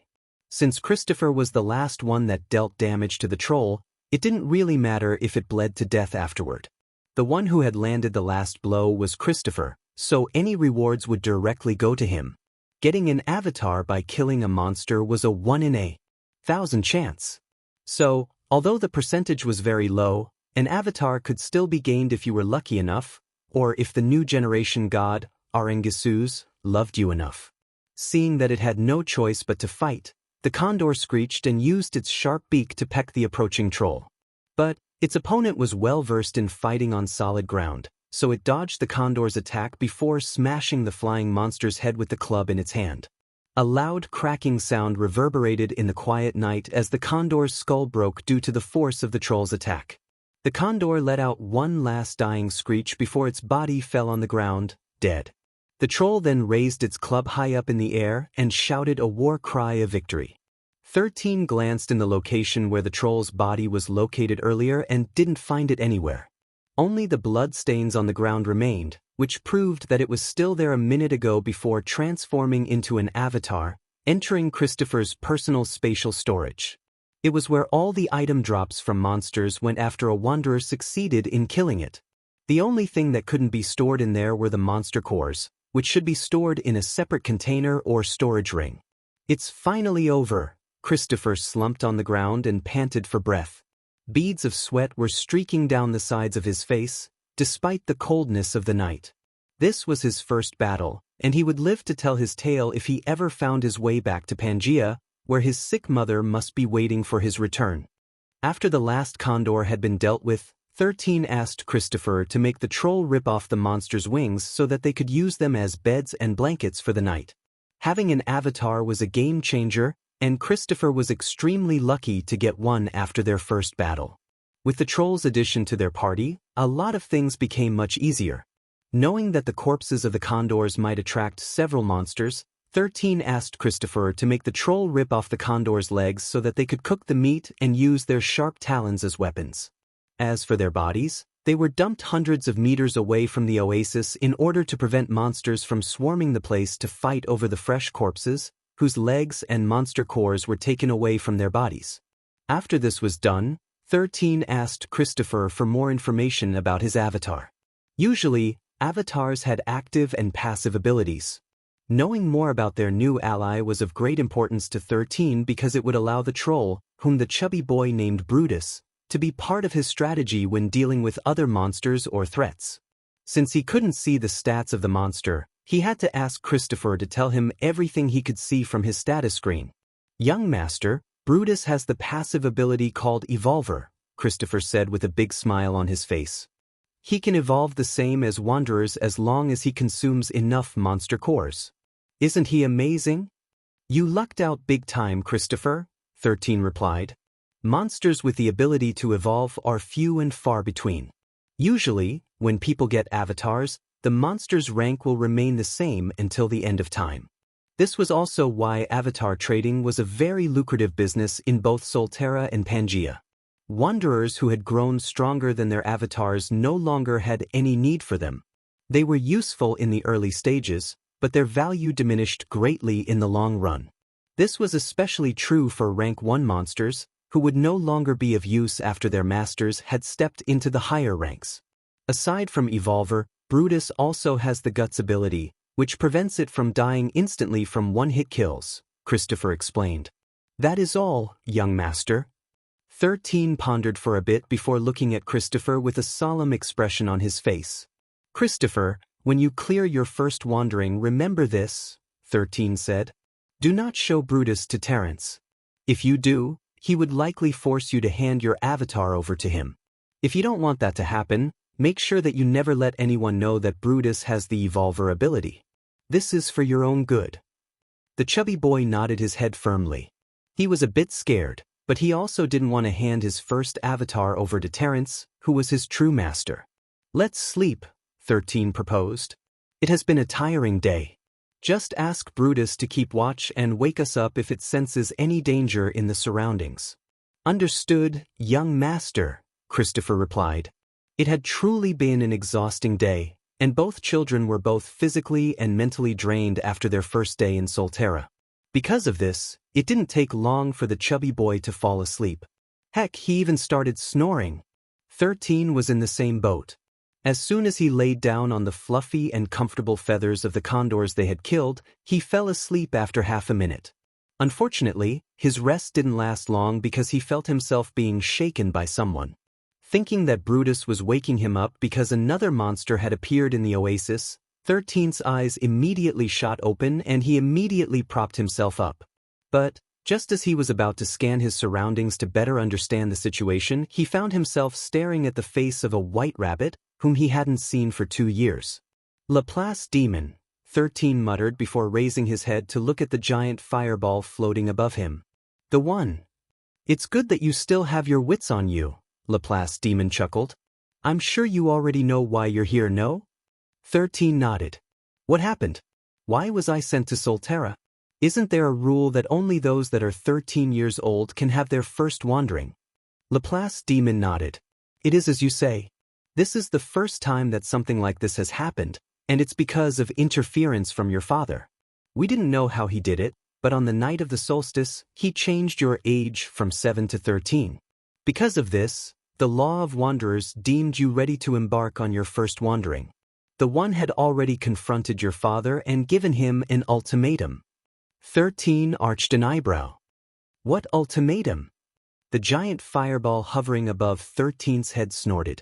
I told him that if he interferes with the affairs of my world one more time, I will remove all the restrictions on your body, the one stated. I will not allow outsiders to do whatever they please within my domain. 13 blinked once then twice after hearing the omnipotent being's words. Old man, you did something good for once. 13 almost did a fist pump. Now, I just need to trigger him so that he will mess with me again. After that, I will be free. I can read your mind, you know? The one said, which made 13 cough lightly to his embarrassment. Also, what you are thinking of will not be happening again. Deus Ex Machina has signed a god contract with me, and he will not be able to wield his powers in my world any longer. The most he can do is just watch. 13 clicked his tongue because the easy method to break free from his restrictions had disappeared before he could even start planning to mess with his old man. Laplace Demon, who had been silent, spoke up, pulling 13 out of his thoughts. Since you were wrongfully sent to Solterra, we will send you back to Pangea, the Laplace Demon said. Are you ready to go back? What about Christopher? 13 asked. What about him? The Laplace Demon arched an eyebrow. Can you send him back as well? And why would we do that? Christopher has been chosen as a wanderer. Unlike you, who was forcefully spirited away, he met all the requirements that we have set since the first wanderers appeared in Pangea. 13 wasn't able to refute the Laplace Demon's words because that was indeed the truth. However, he still felt hesitant to leave the chubby boy behind because he had made a promise to him. He promised that he would let him complete his first wandering and take him safely back to Pangea. If that is what is troubling you, I can erase Christopher's memory of meeting you, the one stated. You will no longer have to worry about the promise you made because he won't even remember it. Don't, 13 replied coldly. Don't erase his memory. Even if you did, I will still remember the promise that I made. Then I'll erase your memory of him as well. Problem solved, right? The one proposed. 13 drew in a cold breath before glaring at the omnipotent being that governed Pangea and Solterra. The one talked about erasing the memories of people as if it wasn't a big deal to him. Indeed, such a thing was very easy for a god to do. However, this also made 13 feel very cold inside. The mere thought of people's feelings being erased completely made him remember many unpleasant memories. As cannon fodders, some of his hosts had suffered this treatment from the villains and even heroes. Their precious memories were taken away from them, making them forget who they really were. Although they were still alive, they would no longer be themselves and be like blank pieces of paper that someone could write on and program as they wished. Deus Ex Machina had done the same to 13's current vessel, Zine. After the 5-year-old died and had 13's core planted inside his body, the system god wiped his state clean, removing everything from him. His precious memories of his family, as well as his current status and abilities. Deus Ex Machina had erased them all before rewriting it all over again. You gods don't have the right to mess with people's lives like this, 13 said coldly. His entire body was shaking not out of fear but out of anger that came from every fiber of his being. He was about to say more, but he knew better than to tell a god what they should or shouldn't do. Blood flowed from 13's lips because he had bitten his lips too hard out of frustration. Being human had unlocked the limiters on his being. Although he was calm and collected most of the time, his sudden outbursts of happiness, sadness, and anger were greater than other people because these were the emotions that he wasn't too familiar with. Taking in deep breaths, 13 wiped the blood from his lips with the back of his hand. Instead of being wiped clean, it spread on his face and made him look like a bloodthirsty demon that was out for blood. I'm not going to return to Pangea, 13 stated. But since I have been brought to Solterra due to my old man's interference, I want compensation. The corner of the Laplace demon's lips curled up into a smirk. It had been expecting that the brat would demand compensation right from the very start. After all, he already knew how shameless 13 was. Before they summoned 13, they had already discussed this possibility, so they were prepared to at least listen to the boy's demands. However, listening and agreeing were two different things. Man proposes, but God disposes.